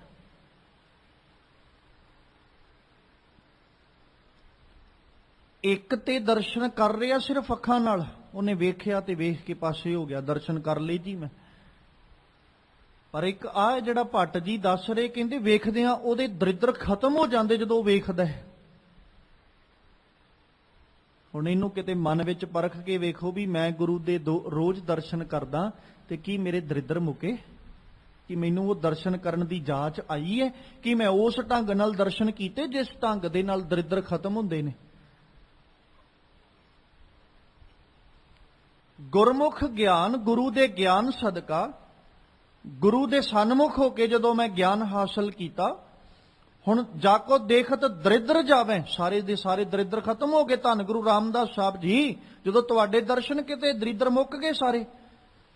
ਤੁਹਾਡੇ ਦਰਸ਼ਨ ਕੀਤਿਆਂ ਜਦੋਂ ਦਰਿਦਰ ਮੁੱਕੇ, ਫਿਰ ਨਾਮ ਸੋ ਨਿਧਾਨ ਪਾਵੇ। ਉਹ ਜੀਵ ਜਿਹੜਾ ਤੁਹਾਡੇ ਦਰਸ਼ਨ ਕਰਨ ਵਾਲਾ ਹੈ ਨਾ, ਉਹ ਨਾਮ ਦੇ ਖਜ਼ਾਨੇ ਨੂੰ ਹਾਸਲ ਕਰਦਾ। ਜਦੋਂ ਉਹਨੂੰ ਨਾਮ ਦਾ ਖਜ਼ਾਨਾ ਮਿਲਦਾ ਨਾ, ਫਿਰ ਦੁਰਮਤ ਮੈਲ ਧੋਵੇ ਜੀਓ। ਉਹ ਆਪਣੇ ਜੀਵਨ ਵਿਚਲੀ ਭੈੜੀ ਮਤ ਦੀ ਜਿਹੜੀ ਮੈਲ ਹੈ ਨਾ, ਉਹਨੂੰ ਧੋ ਲੈਂਦਾ ਹੈ। ਪਰ ਅਫਸੋਸ, ਮੈਂ ਗੁਰੂ ਦੇ ਸਨਮੁਖ ਖੜੋਤਾ ਵੀ ਭੈੜੀ ਮੈਲ ਚੁੱਕੀ ਫਿਰਦਾ। ਦੁਰਮਤ ਤੇ ਮੈਂ ਅਜੇ ਵੀ ਨਹੀਂ ਛੱਡੀ। ਗੁਰੂ ਦੇ ਸਨਮੁਖ ਹੋ ਕੇ ਗੁਰੂ ਦੀ ਮਤ ਗ੍ਰਹਿਣ ਕਰਦਾ ਤੇ ਮੈਲ ਉਤਰਦੀ ਨਾ। ਗੁਰੂ ਦੇ ਸਨਮੁਖ ਹੋ ਕੇ ਵੀ ਮੈਂ ਦੁਰਮਤ ਚੁੱਕੀ ਫਿਰਦਾ, ਗੁਰੂ ਦੀ ਮਤ ਅਜੇ ਵੀ ਗ੍ਰਹਿਣ ਨਹੀਂ ਕੀਤੀ। ਤੇ ਮੈਂ ਕਹਿੰਦਾ ਜੀ ਮੇਰੀ ਮੈਲ ਲੱਥ ਜੇ, ਮੇਰਾ ਪਾਪਾਂ ਤੋਂ ਛੁਟਕਾਰਾ ਹੋ ਜੇ, ਮੈਲ ਤੋਂ ਛੁਟਕਾਰਾ ਹੋ ਜਾਏ। ਕਿਵੇਂ ਹੋ ਜਾਏਗਾ ਸੱਜਣਾ? ਭੈੜੀ ਮਤ ਤੇ ਅਜੇ ਨਹੀਂ ਛੁੱਟੀ ਤੇਰੇ ਕੋਲੋਂ, ਖੜੋਤਾ ਤੂੰ ਗੁਰੂ ਦੇ ਸਨਮੁਖ ਹੈ। ਖੈਰ, ਥੋੜਾ ਜਿਹਾ ਪੱਖ ਮੈਂ ਧੰਨ ਗੁਰੂ ਅਰਜਨ ਦੇਵ ਸਾਹਿਬ ਦੇ ਜੀਵਨ ਦਾ ਵੀ ਰੱਖਦਾ ਚੱਲਾਂ, ਕਿਉਂਕਿ ਅੱਜ ਉਹਨਾਂ ਦਾ ਗੁਰਤਾ ਗੱਦੀ ਦਿਵਸ ਵੀ ਹੈ। ਸਾਰੇ ਗੁਰੂ ਨਾਨਕ ਨਾਮ ਲੇਵਾ ਸਿੱਖ ਸੰਗਤਾਂ ਬੜੀ ਸ਼ਰਧਾ ਪ੍ਰੇਮ ਦੇ ਨਾਲ, ਉਤਸ਼ਾਹ ਦੇ ਨਾਲ ਸਤਿਗੁਰੂ ਪਾਤਸ਼ਾਹ ਜੀ ਦਾ ਗੁਰਤਾ ਗੱਦੀ ਦਿਵਸ ਵੀ ਮਨਾ ਰਹੀਆਂ ਨੇ। ਧੰਨ ਗੁਰੂ ਅਰਜਨ ਦੇਵ ਪਾਤਸ਼ਾਹ ਜੀ ਦੇ ਜੀਵਨ ਨੂੰ ਜਦੋਂ ਪੜ੍ਹੋਗੇ ਨਾ, ਬੜੀਆਂ ਹੈਰਾਨੀਜਨਕ ਘਟਨਾਵਾਂ ਸਤਿਗੁਰੂ ਜੀ ਦੇ ਜੀਵਨ ਵਿੱਚ ਮਿਲਦੀਆਂ।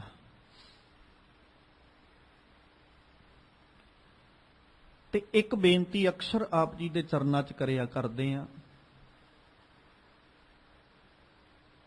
ਗੁਰੂ ਨਾਨਕ ਦਾ ਘਰ ਜਿਹੜਾ ਹੈ ਨਾ,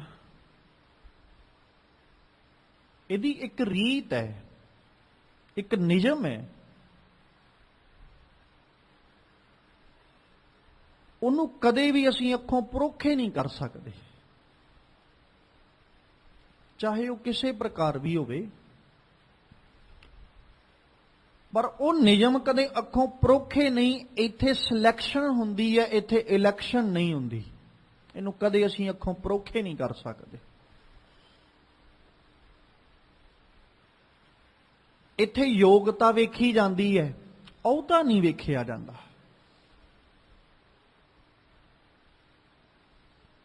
ਇੱਥੇ ਕਾਬਲਤਾ ਵੇਖੀ ਜਾਂਦੀ ਹੈ, ਇਨਸਾਨ ਨਹੀਂ ਵੇਖਿਆ ਜਾਂਦਾ ਵੀ ਕਿੱਦਾਂ ਦਾ ਹੈ। ਜੇ ਕਾਬਲ ਹੈ ਫਿਰ ਜਿੱਦਾਂ ਦਾ ਮਰਜ਼ੀ ਹੋਵੇ ਪ੍ਰਵਾਹ ਨਹੀਂ, ਤੇ ਜੇ ਕਾਬਲ ਨਹੀਂ, ਉਹਦੇ ਕੋਲ ਕਾਬਲਤਾ ਨਹੀਂ, ਫਿਰ ਜਿੱਦਾਂ ਦਾ ਮਰਜ਼ੀ ਹੋਵੇ ਫਿਰ ਵੀ ਪ੍ਰਵਾਨ ਨਹੀਂ ਹੈ। ਪ੍ਰਤੱਖ ਪ੍ਰਮਾਣ ਨੇ ਸਾਡੇ ਸਾਹਮਣੇ। ਕਾਬਲਤਾ ਦੀ ਗੱਲ ਆਈ, ਭਾਈ ਲਹਿਣਾ ਜੀ ਕਾਬਲ ਸਨ, ਪ੍ਰਵਾਨੇ ਗਏ, ਗੁਰੂ ਅੰਗਦ ਦੇ ਪਾਤਸ਼ਾਹ ਬਣਾਤਾ। ਗੁਰੂ ਅਮਰਦਾਸ ਸਾਹਿਬ ਜੀ ਕੋਲ ਕਾਬਲਤਾ ਸੀ, ਗੁਰੂ ਅਮਰਦਾਸ ਸਾਹਿਬ ਬਣਾਤਾ, ਪ੍ਰਵਾਨੇ ਗਏ, ਕਿਉਂਕਿ ਕਾਬਲਤਾ ਸੀ ਇਨਸਾਨ ਜੈਸੇ ਮਰਜ਼ੀ ਨੇ। ਭਾਈ ਜੇਠਾ ਜੀ, ਗੁਰੂ ਰਾਮਦਾਸ ਸਾਹਿਬ ਜੀ, ਭਾਈ ਜੇਠਾ ਕਾਬਲ ਬਣੇ, ਕਾਬਲਤਾ ਸੀ, ਜੈਸੇ ਮਰਜ਼ੀ ਨੇ, ਜੀਵਨ ਜੈਸਾ ਮਰਜ਼ੀ ਹੈ, ਪਰ ਗੁਰੂ ਦੀਆਂ ਨਜ਼ਰਾਂ 'ਚ ਕਬੂਲ ਪਏ, ਪ੍ਰਵਾਨੇ ਗਏ, ਕਬੂਲ ਹੋਏ, ਮਾਲਕ ਨੇ ਲਿਆ, ਲੈ ਕੇ ਆਪਣੇ ਅਸਥਾਨ ਤੇ ਬਿਠਾਤਾ, ਗੁਰੂ ਰਾਮਦਾਸ ਸਾਹਿਬ ਬਣਾਤਾ। ਹੁਣ ਇਸੇ ਤਰ੍ਹਾਂ ਧੰਨ ਗੁਰੂ ਅਰਜਨ ਦੇਵ ਸਾਹਿਬ ਜੀ ਦੀ ਬਾਤ ਹੈ। ਇਹ ਨਹੀਂ ਵੀ ਨਿੱਕੇ ਨੇ ਸਾਰਿਆਂ ਤੋਂ, ਹੱਕ ਵੱਡੇ ਦਾ ਬਣਦਾ, ਕੋਈ ਇਦਾਂ ਦੀ ਬਾਤ ਨਹੀਂ ਹੈ। ਇੱਥੇ ਤੇ ਬਾਤ ਇਹੀ ਹੈ, ਤਖਤਾ ਉੱਪਰ ਸੋਭਾ ਹੈ, ਜੇ ਤਖਤਾ ਲਾਇਕ ਹੋਵੇ, ਜਿਹੜਾ ਕਾਬਲ ਹੈ ਭਾਈ ਉਸੇ ਨੂੰ ਬਿਠਾਇਆ, ਕੋਈ ਦੂਜਾ ਨਹੀਂ ਬਹਿ ਸਕਦਾ। ਹੁਣ ਮੰਨ ਲਓ ਅਹੁਦਾ ਹੋਵੇ ਕੋਈ, ਪੋਸਟ ਹੋਵੇ ਕੋਈ, ਤੇ ਉਹ ਪੋਸਟ ਉੱਤੇ, ਉਸ ਅਹੁਦੇ ਉੱਤੇ ਅਸੀਂ ਉਹਨੂੰ ਹੀ ਬਿਠਾਵਾਂਗੇ ਨਾ ਜਿਹੜਾ ਉਹਦੇ ਕਾਬਲ ਹੈ। ਜਿਹੜਾ ਉਹਦੇ ਕਾਬਲ ਹੀ ਨਹੀਂ ਆ ਅਸੀਂ ਉਹਨੂੰ ਬਿਠਾ ਦਾਂਗੇ, ਉਹਨੇ ਅੱਜ ਵੀ ਉਹ ਪੋਸਟ ਦੀ, ਉਹ ਕੁਰਸੀ ਦੀ ਹੋ ਸਕਦਾ ਅੱਜ ਵੀ ਇੱਜ਼ਤ ਰੋਲਦੇ, ਗੱਲ ਵੀ ਰੋਲਦੇ। ਉਹ ਤੇ ਫਿਰ ਦਾਗ ਤੇ ਉਹਦੇ ਤੇ ਹੀ ਲੱਗਣਾ ਹੈ ਨਾ।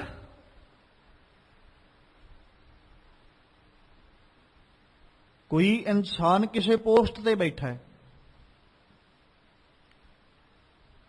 ਉਹ ਕੋਈ ਭੈੜਾ ਕਰਮ ਕਰੇ, ਕੋਈ ਏਦਾਂ ਦਾ ਕੰਮ ਕਰੇ ਜਿਹਦੇ ਨਾਲ ਉਹਦੀ ਪੋਸਟ ਦੀ ਬੇਇੱਜ਼ਤੀ ਹੋਵੇ, ਬਦਨਾਮੀ ਹੋਵੇ, ਤੇ ਅਗਲੇ ਕੀ ਕਹਿਣਗੇ, ਬਣਿਆ ਫਿਰਦਾ ਵੱਡਾ ਪੋਸਟ ਵਾਲਾ। ਹੁਣ ਉਸੇ ਪੋਸਟ ਦਾ ਜ਼ਿਕਰ ਕੀਤਾ ਜਾਏਗਾ, ਇਨਸਾਨ ਬਾਅਦ ਚ ਹੈ, ਪਹਿਲੋਂ ਉਹਦੇ ਅਹੁਦੇ ਦਾ ਜ਼ਿਕਰ ਹੈ। ਬਦਨਾਮੀ ਕਿਹਦੀ ਹੈ? ਅਹੁਦੇ ਦੀ, ਕਿਉਂਕਿ ਕਾਬਲਤਾ ਕੋਲੇ ਨਹੀਂ ਸੀ। ਜੇ ਕਾਬਲਤਾ ਹੋਵੇ, ਹੋ ਸਕਦਾ ਹੈ ਉਹ ਜਿਹੜਾ ਕਹਿ ਲੋ ਵੀ ਲੋਕਾਂ ਦੀਆਂ ਨਜ਼ਰਾਂ 'ਚ ਬੜਾ ਜ਼ਿਆਦੀ ਛਵੀ ਜਿਹਦੀ ਵਿਗੜੀ ਹੋਈ ਹੈ ਜਿਸ ਪੋਸਟ ਦੀ, ਜੇ ਕੋਈ ਕਾਬਲ ਆ ਜਾਏ, ਚੰਗਾ ਆ ਜਾਏ, ਉਹ ਆਪਣੀ ਕਾਬਲਤਾ ਦੇ ਨਾਲ, ਆਪਣੀਆਂ ਚੰਗਿਆਈਆਂ ਦੇ ਨਾਲ ਲੋਕਾਂ ਦੀਆਂ ਨਜ਼ਰਾਂ ਦੇ ਵਿੱਚ ਉਸ ਪੋਸਟ ਨੂੰ ਉੱਚੀਆਂ ਚੁੱਕਦਾ ਹੈ।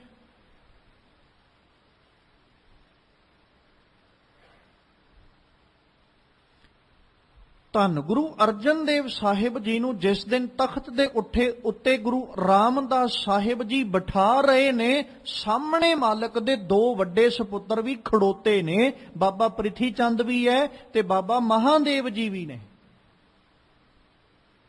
ਪਰ ਉਦਣ ਇਹ ਨਹੀਂ ਵੇਖਿਆ ਕਿ ਪ੍ਰਿਥੀ ਚੰਦ ਵੱਡੇ ਨੇ, ਜਾਂ ਉਦਣ ਇਹ ਨਹੀਂ ਵੇਖਿਆ ਮਹਾਦੇਵ ਵੱਡੇ ਨੇ। ਉਦਣ ਇਹ ਵੇਖਿਆ ਕਿ ਯੋਗਤਾ ਕਿਹਦੇ ਕੋਲ ਹੈ, ਜਿਹਦੇ ਕੋਲ ਯੋਗਤਾ ਹੈ, ਗੁਰਤਾ ਗੱਦੀ ਦੀ ਦਾਤ ਉਹਦੀ ਝੋਲੀ ਵਿੱਚ ਪਾਈ ਹੈ।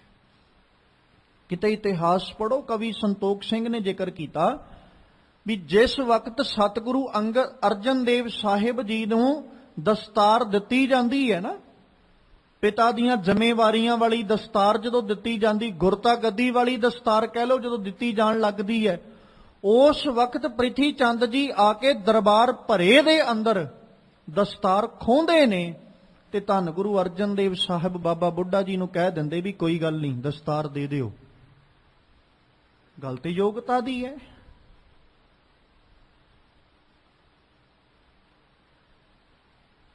ਤੇ ਬਕਾਇਦਾ ਦੇ ਦਿੱਤੀ ਗਈ ਹੈ।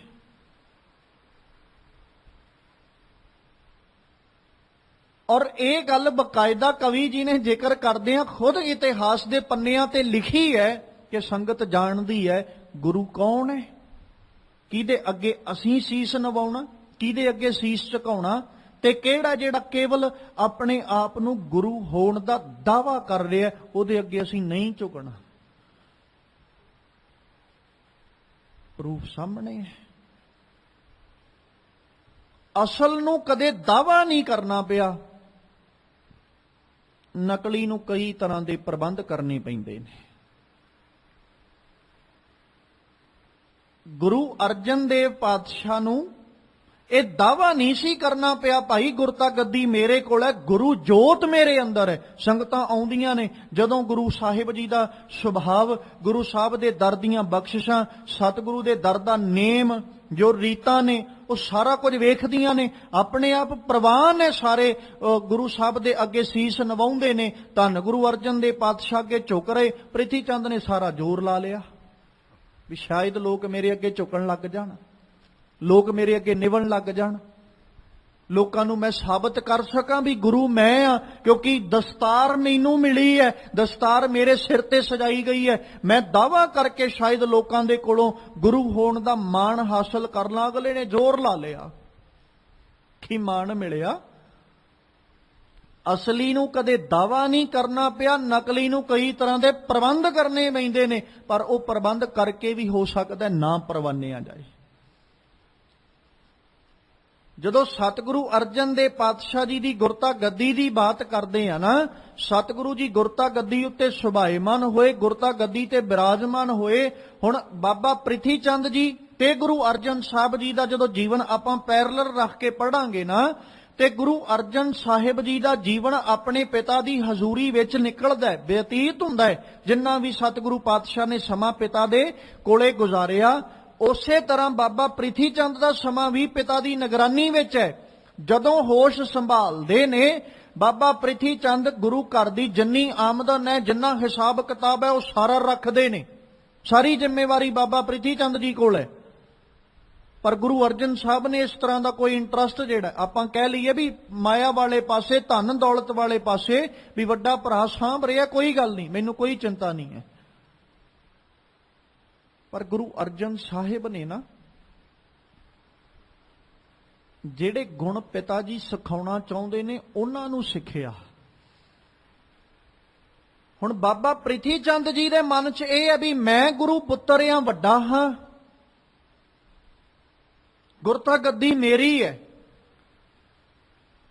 ਕਿਤੇ ਨਾ ਕਿਤੇ ਅਸੀਂ ਇਹ ਗੱਲ ਆਖ ਸਕਦੇ ਹਾਂ, ਗੁਰੂ ਅਰਜਨ ਸਾਹਿਬ ਨੇ ਕਦੇ ਇਹ ਨਹੀਂ ਸੀ ਸੋਚਿਆ ਕਿ ਗੁਰਤਾ ਗੱਦੀ ਮੈਨੂੰ ਮਿਲੇ। ਉਹ ਤੇ ਖੇਡ ਹੀ ਐਸੀ ਨਾ। ਹੁਣ ਜੇ ਆਪਾਂ ਵੇਖੀਏ ਕਿ ਭਾਈ ਲਹਿਣਾ ਇਹ ਸੋਚ ਲੈ ਕੇ ਆਏ ਸਨ ਵੀ ਗੁਰਤਾ ਗੱਦੀ ਮੈਨੂੰ ਮਿਲਣੀ ਹੈ, ਕਿ ਗੁਰੂ ਅਮਰਦਾਸ ਸਾਹਿਬ ਇਹ ਸੋਚ ਲੈ ਕੇ ਆਏ ਸੀ ਵੀ ਗੁਰਤਾ ਗੱਦੀ ਮੈਨੂੰ ਮਿਲੇਗੀ, ਜਾਂ ਭਾਈ ਜੇਠਾ ਜੀ ਨੇ ਕਦੇ ਸੋਚਿਆ ਸੀ ਵੀ ਗੁਰਤਾ ਗੱਦੀ ਮੈਨੂੰ ਮਿਲੇਗੀ, ਮੈਂ ਇੰਨੀ ਸੇਵਾ ਕਰਦਾ? ਤੇ ਫਿਰ ਮੰਨਣਾ ਪਏਗਾ ਨਾ ਵੀ ਗੁਰੂ ਅਰਜਨ ਸਾਹਿਬ ਨੇ ਵੀ ਕਦੇ ਸੋਚਿਆ ਨਹੀਂ ਹੋਣਾ ਵੀ ਗੁਰਤਾ ਗੱਦੀ ਮੈਨੂੰ ਮਿਲੇ। ਉਹ ਤੇ ਇਹ ਹੀ ਹੈ ਵੀ ਪਿਤਾ ਜੀ ਜੋ ਫੈਸਲਾ ਕਰਨਗੇ ਉਹ ਪ੍ਰਵਾਨ ਹੈ, ਸਿਰ ਮੱਥੇ ਹੈ। ਹੁਣ ਪਤਾ, ਜੇ ਪਿਤਾ ਜੀ ਵੱਡੇ ਭਰਾ ਨੂੰ ਵੀ ਦੇ ਦੇਣਗੇ ਤਾਂ ਵੀ ਕੋਈ ਇਤਰਾਜ਼ ਨਹੀਂ, ਕੋਈ ਨਾਰਾਜ਼ਗੀ ਨਹੀਂ। ਪਰ ਵੇਖਿਆ ਕੀ ਗਿਆ? ਸਿਰਫ ਕਾਬਲਤਾ, ਵੀ ਕਾਬਲ ਹੈ ਭਾਈ। ਗੁਰੂ ਅਰਜਨ ਸਾਹਿਬ ਨੂੰ ਦੇਤੀ ਉਹਨਾਂ ਨੇ ਗੁਰਤਾ ਗੱਦੀ। ਗੁਰੂ ਅਰਜਨ ਸਾਹਿਬ ਨੇ ਗੁਰੂ ਗੱਦੀ ਹਾਸਲ ਹੋਣ ਤੋਂ ਬਾਅਦ ਵਿੱਚ ਵੀ ਇਹ ਗੱਲ ਕਦੇ ਦਾਅਵਾ ਕਰਕੇ ਜਾਂ ਇਸ ਗੱਲ ਨੂੰ ਕਦੇ ਆਪਣੇ ਮਨ 'ਚ ਏਦਾਂ ਨਹੀਂ ਲਿਆਂਦਾ ਵੀ ਹੁਣ ਮੈਂ ਗੁਰੂ ਆ। ਕਿਤੇ ਗੁਰੂ ਅਰਜਨ ਸਾਹਿਬ ਜੀ ਦਾ ਜੀਵਨ ਪੜੋ, ਸੰਗਤਾਂ ਦੂਰ ਦੁਰਾਡਿਆਂ ਤੋਂ ਚੱਲ ਕੇ ਦਰਸ਼ਨ ਕਰਨ ਆਉਂਦੀਆਂ ਨੇ। ਮਾਤਾ ਗੰਗਾ ਜੀ ਨਾਲ ਮਿਲ ਕੇ ਧੰਨ ਗੁਰੂ ਅਰਜਨ ਦੇਵ ਪਾਤਸ਼ਾਹ ਸੰਗਤਾਂ ਦੀ ਮੁੱਠੀ ਚਾਪੀ ਕਰਦੇ ਨੇ।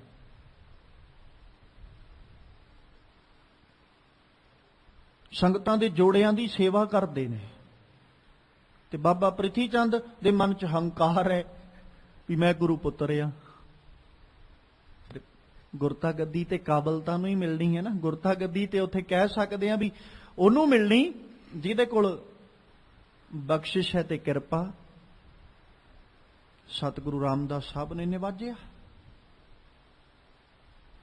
ਫਿਰ ਲੋਕਾਈ ਨੂੰ ਠੰਡਕ ਦੇਣੀ, ਕਾਲ ਪੈਂਦਾ ਕਾਲ ਦੇ ਵਿੱਚ ਜਾ ਕੇ ਲੋਕਾਈ ਦੀ ਸੇਵਾ ਕਰਨੀ। ਔਰ ਕਿੰਨਾ ਜ਼ਿਆਦਾ ਸ਼ੀਤਲਤਾ ਤੇ ਕਿੰਨਾ ਧੀਰਜ ਹੈ ਧੰਨ ਗੁਰੂ ਅਰਜਨ ਦੇਵ ਸਾਹਿਬ ਦੇ ਕੋਲ। ਪਤਾ ਵੀ ਹੈ ਕਿ ਬਾਬਾ ਪ੍ਰਿਥੀ ਚੰਦ ਜੀ ਮੇਰੇ ਖਿਲਾਫ ਕੋਝੀਆਂ ਚਾਲਾਂ ਚੱਲ ਰਹੇ ਨੇ, ਬੜੇ ਯਤਨ ਕਰ ਰਹੇ ਵੀ ਕਿਸੇ ਢੰਗ ਨਾਲ ਮੈਨੂੰ ਗੁਰਤਾ ਗੱਦੀ ਮਿਲ ਜਾਏ। ਪਰ ਗੁਰੂ ਅਰਜਨ ਸਾਹਿਬ ਨੇ ਇੱਕ ਵੀ ਲਫ਼ਜ਼ ਬਾਬਾ ਪ੍ਰਿਥੀ ਚੰਦ ਦੇ ਖਿਲਾਫ ਨਹੀਂ ਬੋਲਿਆ। ਕਿੱਡਾ ਧੀਰਜ ਹੋਏਗਾ। ਇਸੇ ਨੂੰ ਹੀ ਕਾਬਲਤਾ ਆਖਿਆ। ਚਲੋ ਉੱਥੇ ਗੁਰੂ ਅਰਜਨ ਸਾਹਿਬ ਨੂੰ ਕਹਿ ਸਕਦੇ ਆ ਜੀ, ਉਹਨਾਂ ਨੂੰ ਪਤਾ ਸੀ ਗੁਰੂ ਅਰਜਨ ਸਾਹਿਬ ਜੀ ਨੂੰ ਕਿ ਪ੍ਰਿਥੀ ਚੰਦ ਮੇਰੇ ਖਿਲਾਫ ਕੁਝੀਆਂ ਚਾਲਾਂ ਚੱਲ ਰਹੇ ਨੇ, ਪਰ ਪੁੱਤਰ ਤੇ ਸਾਰਿਆਂ ਨੂੰ ਪਿਆਰਾ ਹੁੰਦਾ ਨਾ।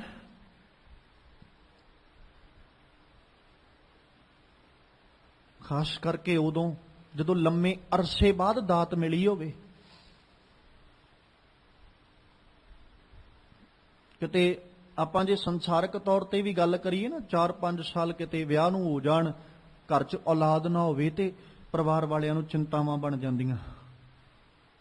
ਤੇ ਜੇ ਕਿਤੇ ਰੱਬ ਕਿਰਪਾ ਕਰਦੇ 5-6 ਸਾਲਾਂ ਬਾਅਦ 7 ਸਾਲਾਂ ਬਾਅਦ ਘਰ 'ਚ ਔਲਾਦ ਆਵੇ ਤੇ ਉਹ ਮਾਂ-ਬਾਪ ਬੜੇ ਪਿਆਰ ਨਾਲ ਉਹਦੀ ਪਰਵਰਿਸ਼ ਕਰਦੇ ਵੀ ਬੜੇ ਚਿਰਾਂ ਬਾਅਦ ਮਿਲਿਆ ਸਾਨੂੰ ਬੱਚਾ, ਬੜੇ ਚਿਰਾਂ ਬਾਅਦ ਦਿੱਤਾ।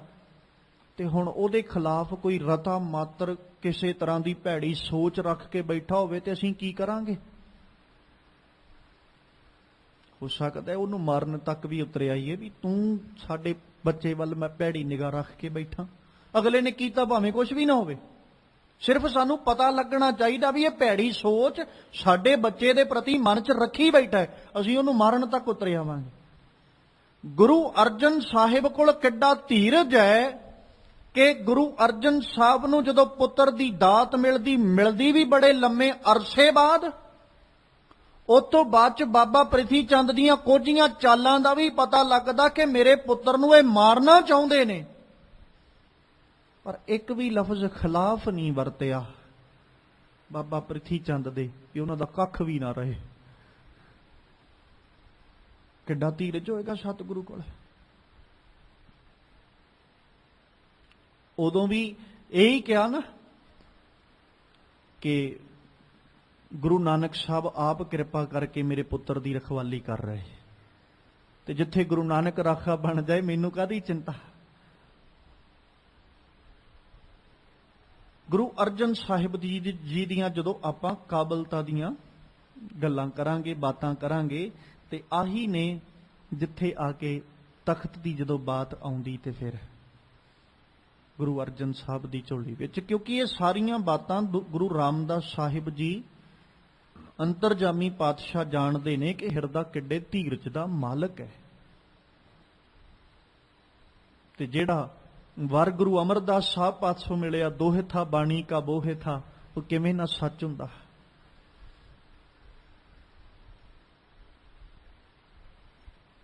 ਜਿਹੜਾ ਪ੍ਰਤੱਖ ਹਰ ਜਾਂ ਭਾਰੀ ਗੁਰ, ਆ ਸਾਰੇ ਜਿਹੜੇ ਵਰ ਨੇ ਕਿਵੇਂ ਨਾ ਸੱਚ ਹੁੰਦੇ। ਫਿਰ ਜਿਹਦੀ ਪਰਵਰਿਸ਼ ਹੀ ਗੁਰਮਤ ਅਨੁਸਾਰ ਤੇ ਗੁਰੂ ਦੀ ਨਿਗਰਾਨੀ ਹੇਠਾਂ ਹੋਈ ਹੋਵੇ, ਗੁਰੂ ਦੀ ਛਤਰ ਛਾਇਆ ਹੇਠਾਂ ਹੋਈ ਹੋਵੇ, ਤੇ ਕਿਵੇਂ ਨਾ ਫਿਰ ਉਹ ਗੁਰਮਤ ਦੇ ਧਾਰਨੀ ਹੁੰਦੇ। ਤੈਂ ਜਨਮਤ ਗੁਰਮਤ ਬ੍ਰਹਮ ਪਛਾੜਿਓ ਗੁਰੂ ਅਰਜਨ ਸਾਹਿਬ। ਤੇ ਫਿਰ ਜਿਹੜੀਆਂ ਸਮਾਜ ਵਿੱਚ ਉਹਨਾਂ ਨੇ ਸਮਾਜ ਦੀ ਝੋਲੀ ਵਿੱਚ ਦਾਤਾਂ ਪਾਈਆਂ, ਉਹਨਾਂ ਨੂੰ ਅਸੀਂ ਅੱਖੋਂ ਪਰੋਖੇ ਨਹੀਂ ਕਰ ਸਕਦੇ। ਲੁਕਾਈ ਦੀ ਹਰ ਵਕਤ ਸੇਵਾ ਲਈ ਹਾਜ਼ਰ ਤਤਪਰ ਰਹਿਣਾ, ਚਾਹੇ ਕਾਲ ਦਾ ਸਮਾਂ, ਚਾਹੇ ਚੇਚਕ ਦੀ ਬਿਮਾਰੀ ਦਾ ਸਮਾਂ ਚੱਲ ਰਿਹਾ, ਜਿੱਦਾਂ ਦਾ ਮਰਜ਼ੀ ਸਮਾਂ ਚੱਲ ਰਿਹਾ, ਲਾਹੌਰ ਦੀ ਧਰਤੀ ਤੇ ਜਾ ਕੇ ਵੀ ਸੇਵਾ ਕਰਨੀ। ਜਿਸ ਪਾਸੇ ਵੀ ਦੁਖੀਏ ਤੇ ਦਰਦਵੰਦ ਨਜ਼ਰ ਆਉਣੇ, ਉਸੇ ਪਾਸੇ ਗੁਰੂ ਅਰਜਨ ਸਾਹਿਬ ਨੇ ਚੱਲ ਕੇ ਸਹਾਇਤਾ ਲਈ ਖੜੋ ਜਾਣਾ। ਗੁਰੂ ਨਾਨਕ ਦੇ ਘਰ ਦੀ ਇਹ ਵਡਿਆਈ ਹੈ। ਖੈਰ, ਜੋ ਅੱਜ ਸਤਿਗੁਰੂ ਪਾਤਸ਼ਾਹ ਜੀ ਦੀ ਵਡਿਆਈ ਵਿੱਚ ਭੱਟ ਜੀ ਕਹਿ ਰਹੇ, ਕਹਿੰਦੇ ਜਾ ਕੋ ਦੇਖਤ ਦਰਿਦਰ ਜਾਵੇ, ਨਾਮ ਸੋ ਨਿਧਾਨ ਪਾਵੇ। ਗੁਰੂ ਦੇ ਦਰਸ਼ਨ ਕੀਤਿਆਂ ਤੇ ਦਰਿਦਰ ਮੁੱਕ ਜਾਣੇ ਚਾਹੀਦੇ ਨੇ। ਇਹ ਨਹੀਂ ਵੀ ਗੁਰੂ ਦੇ ਕਿਉਂਕਿ ਜਦੋਂ ਸੱਚੇ ਗੁਰੂ ਦੇ ਦਰਸ਼ਨ ਕਰਾਂਗੇ ਉਦੋਂ ਸੱਚਮੁੱਚ ਹੀ ਦਰਿਦਰਤਾ ਮੁੱਕਦੀ ਹੈ। ਹਾਂ, ਜੇ ਕਿਸੇ ਝੂਠੇ ਦੇ ਮਗਰ ਲੱਗ ਕੇ ਤੁਰੇ ਫਿਰੀਏ ਤੇ ਹੋ ਸਕਦਾ ਦਰਿਦਰਤਾ ਹੋਰ ਭਰ ਜਾਏ, ਪਰ ਜਦੋਂ ਸੱਚੇ ਦਾ ਸਹਾਰਾ ਲੈ ਕੇ ਚੱਲਾਂਗੇ ਉਦੋਂ ਦਰਿਦਰਤਾ ਮੁੱਕ ਜਾਏਗੀ। ਨਾਮ ਸੋ ਨਿਧਾਨ ਪਾਵੇ, ਨਾਮ ਦਾ ਖਜ਼ਾਨਾ ਮਿਲ ਜਾਏਗਾ। ਗੁਰਮੁਖ ਗਿਆਨ, ਗੁਰੂ ਦੇ ਸਨਮੁਖ ਹੋ ਕੇ ਗਿਆਨ ਮਿਲੇਗਾ। ਦੁਰਮਤ ਮੈਲ ਧੋਵੈ ਜੀਓ, ਤੇ ਭੈੜੀ ਮਤ ਜਿਹੜੀ ਉਹ ਫਿਰ ਗੁਰੂ ਦੇ ਗਿਆਨ ਸਦਕਾ ਧੋਤੀ ਜਾਂਦੀ ਹੈ। ਸਤਿਗੁਰ ਨਾਮ ਏਕ ਲਿਵ ਮਨ ਜਪੈ ਦ੍ਰਿੜ ਤਿਨ ਜਨ ਦੁਖ ਪਾਪ ਕਹੋ ਕਤ ਹੋਵੈ ਜਿਉ। ਫਿਰ ਪਹਿਲੀ ਪੰਕਤੀ ਨੂੰ ਦੁਹਰਾਇਆ ਕਿ ਜਿਹੜਾ ਗੁਰੂ ਦੇ ਨਾਮ ਨੂੰ ਮਨ ਵਿੱਚ ਦ੍ਰਿੜ ਕਰਦਿਆਂ ਹੋਇਆਂ ਉਹਦੀ ਆਰਾਧਨਾ ਕਰਦਾ ਹੈ, ਜਪਦਾ ਹੈ, ਉਹਦੇ ਨਾਮ ਨੂੰ ਆਰਾਧਦਾ ਹੈ, ਧਿਆਉਂਦਾ ਹੈ, ਤਿੰਨ ਜਨ ਦੁਖ ਪਾਪ ਕਹੋ ਕਤ ਹੋਵੇ ਜੀਓ। ਉਹ ਸੇਵਕ ਕਦੇ ਦੁਖੀ ਜਾਂ ਕਿਸੇ ਪ੍ਰਕਾਰ ਵੀ ਪਾਪੀ ਨਹੀਂ ਹੋ ਸਕਦਾ ਜਿਹੜਾ ਗੁਰੂ ਦੇ ਨਾਮ ਨੂੰ ਆਪਣੇ ਹਿਰਦੇ 'ਚ ਵਸਾ ਲੈਂਦਾ ਹੈ। ਕਿਉਂਕਿ ਜਿੱਥੋਂ ਆਪਾਂ ਤੁਰੇ ਸਾਂ ਸਿਮਰੋਂ ਸਿਮਰ ਸਿਮਰ ਸੁਖ ਪਾਵੋਂ, ਕਲ ਕਲੇਸ਼ ਤਨ ਮਾਹੇ ਮਿਟਾਵੋਂ, ਸਿਮਰੋਂ ਜਾਸ ਬਿਸੁੰਭਰ ਏਕੈ, ਨਾਮ ਜਪਤ ਅਗਣਤ ਅਨੇਕੈ, ਵੇਦ ਪੁਰਾਣ ਸਿਮਰਿਤ ਸੁਧਾਖਿਰ, ਕੀਨੇ RAM ਨਾਮ ਇੱਕ ਆਖਿਰ, ਕਿਨਕਾ ਏਕ ਜਿਸ ਜੀ ਬਸਾਵੈ, ਤਾਕੀ ਮਹਿਮਾ ਗਣੀ ਨਾ ਆਵੈ, ਕਾਂਖੀ ਏਕੈ ਦਰਸ ਤੁਹਾਰੋ, ਨਾਨਕ ਉਨ ਸੰਗ ਮੋਹਿ ਉਧਾਰੋ। ਜਿਨੇ ਆਰਾਧਨਾ ਕਰਨੀ ਸਿੱਖ ਲਈ ਉਹੀ ਜੀਵਨ ਦੇ ਅੰਦਰ ਦੁੱਖਾਂ ਤੋਂ ਪਾਪਾਂ ਤੋਂ ਬਚ ਜਾਂਦਾ ਹੈ, ਜਿਹੜਾ ਗੁਰੂ ਦੇ ਚਰਨਾਂ ਨਾਲ ਜੁੜ ਜਾਂਦਾ ਹੈ। ਸਤਿਗੁਰੂ ਕਿਤੇ ਕਿਰਪਾ ਕਰਨ, ਮਾਲਕ ਪਾਤਸ਼ਾਹ ਜੀ ਦੇ ਦਰਸਾਏ ਮਾਰਗ ਉੱਤੇ ਸਾਨੂੰ ਵੀ ਕਿਤੇ ਚੱਲਣ ਦੀ ਜਾਚ ਆ ਜਾਏ ਤੇ ਸਤਿਗੁਰੂ ਦੇ ਚਿੰਤਨ ਉਹਦੀ ਯਾਦ ਵਿੱਚ ਜੁੜਨ ਦੀ ਜਾਚ ਆ ਜਾਏ। ਤੇ ਗੁਰੂ ਅੱਗੇ ਅਰਦਾਸ ਹਰ ਵਕਤ ਕਰਦੇ ਰਿਹਾ ਕਰੋ। ਨਾਮ ਮਿਲੈ ਤਾਂ ਜੀਵਾ, ਨਾਨਕ ਨਾਮ ਮਿਲੈ ਤਾਂ ਜੀਵਾ, ਨਾਮ ਮਿਲੈ ਤਾਂ ਜੀਵਾ, ਨਾਨਕ ਨਾਮ ਮਿਲੈ ਤਾਂ ਜੀਵਾ।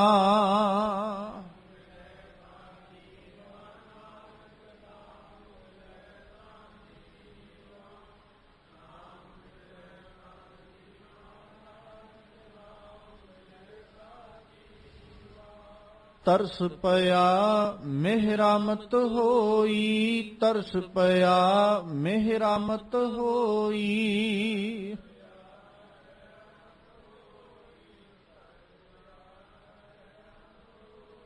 ਸਤਿਗੁਰ ਸੱਜਣ ਮਿਲਿਆ, ਸਤਿਗੁਰ ਸੱਜਣ ਮਿਲਿਆ,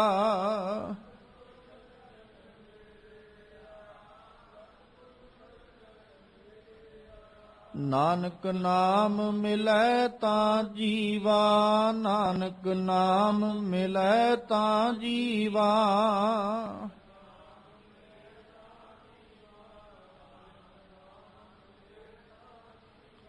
ਤਨ ਮਨ ਥੀਵੈ ਹਰਿਆ, ਤਨ ਮਨ ਥੀਵੈ ਹਰਿਆ,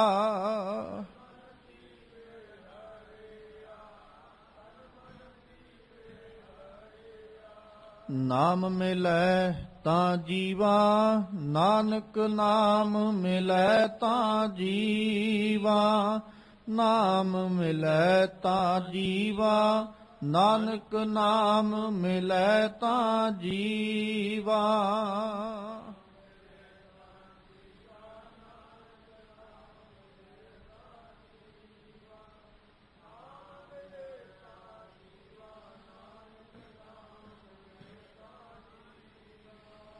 ਸਤਿਗੁਰੂ ਜੀ ਕਿਰਪਾ ਕਰਨ, ਸਾਡੇ ਸਭਨਾਂ ਦੀਆਂ ਝੋਲੀਆਂ ਦੇ ਵਿੱਚ ਗੁਰਸਿੱਖੀ ਜੀਵਨ ਨਾਮ ਦੀਆਂ ਦਾਤਾਂ ਪਾਉਣ, ਤਾਂ ਜੋ ਸਾਡੇ ਵੀ ਇਹ ਲੋਕ ਸੁਖੀਏ ਪਰਲੋਕ ਸੁਹੇਲੇ, ਨਾਨਕ ਹਰ ਪ੍ਰਭ ਆਪੇ ਮੇਲੇ। ਹੋਈਆਂ ਬੇਅੰਤ ਭੁੱਲਾਂ ਦੀ ਖਿਮਾ ਬਖਸ਼ਣੀ ਆਓ, ਸਤਿਗੁਰਾਂ ਦੇ ਪਾਵਨ ਬਚਨ ਆਪਣੇ ਹਿਰਦਿਆਂ ਵਿੱਚ ਵਸਾ ਲਈਏ। ਸਤਿਗੁਰ ਨਾਮ ਏਕ ਲਿਵ ਮਨ ਜਪੈ ਦ੍ਰਿੜ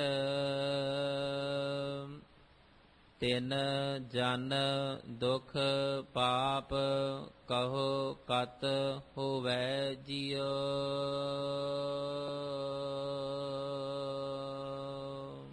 ਵਾਹਿਗੁਰੂ ਜੀ ਕਾ ਖਾਲਸਾ, ਵਾਹਿਗੁਰੂ ਜੀ ਕੀ ਫਤਿਹ।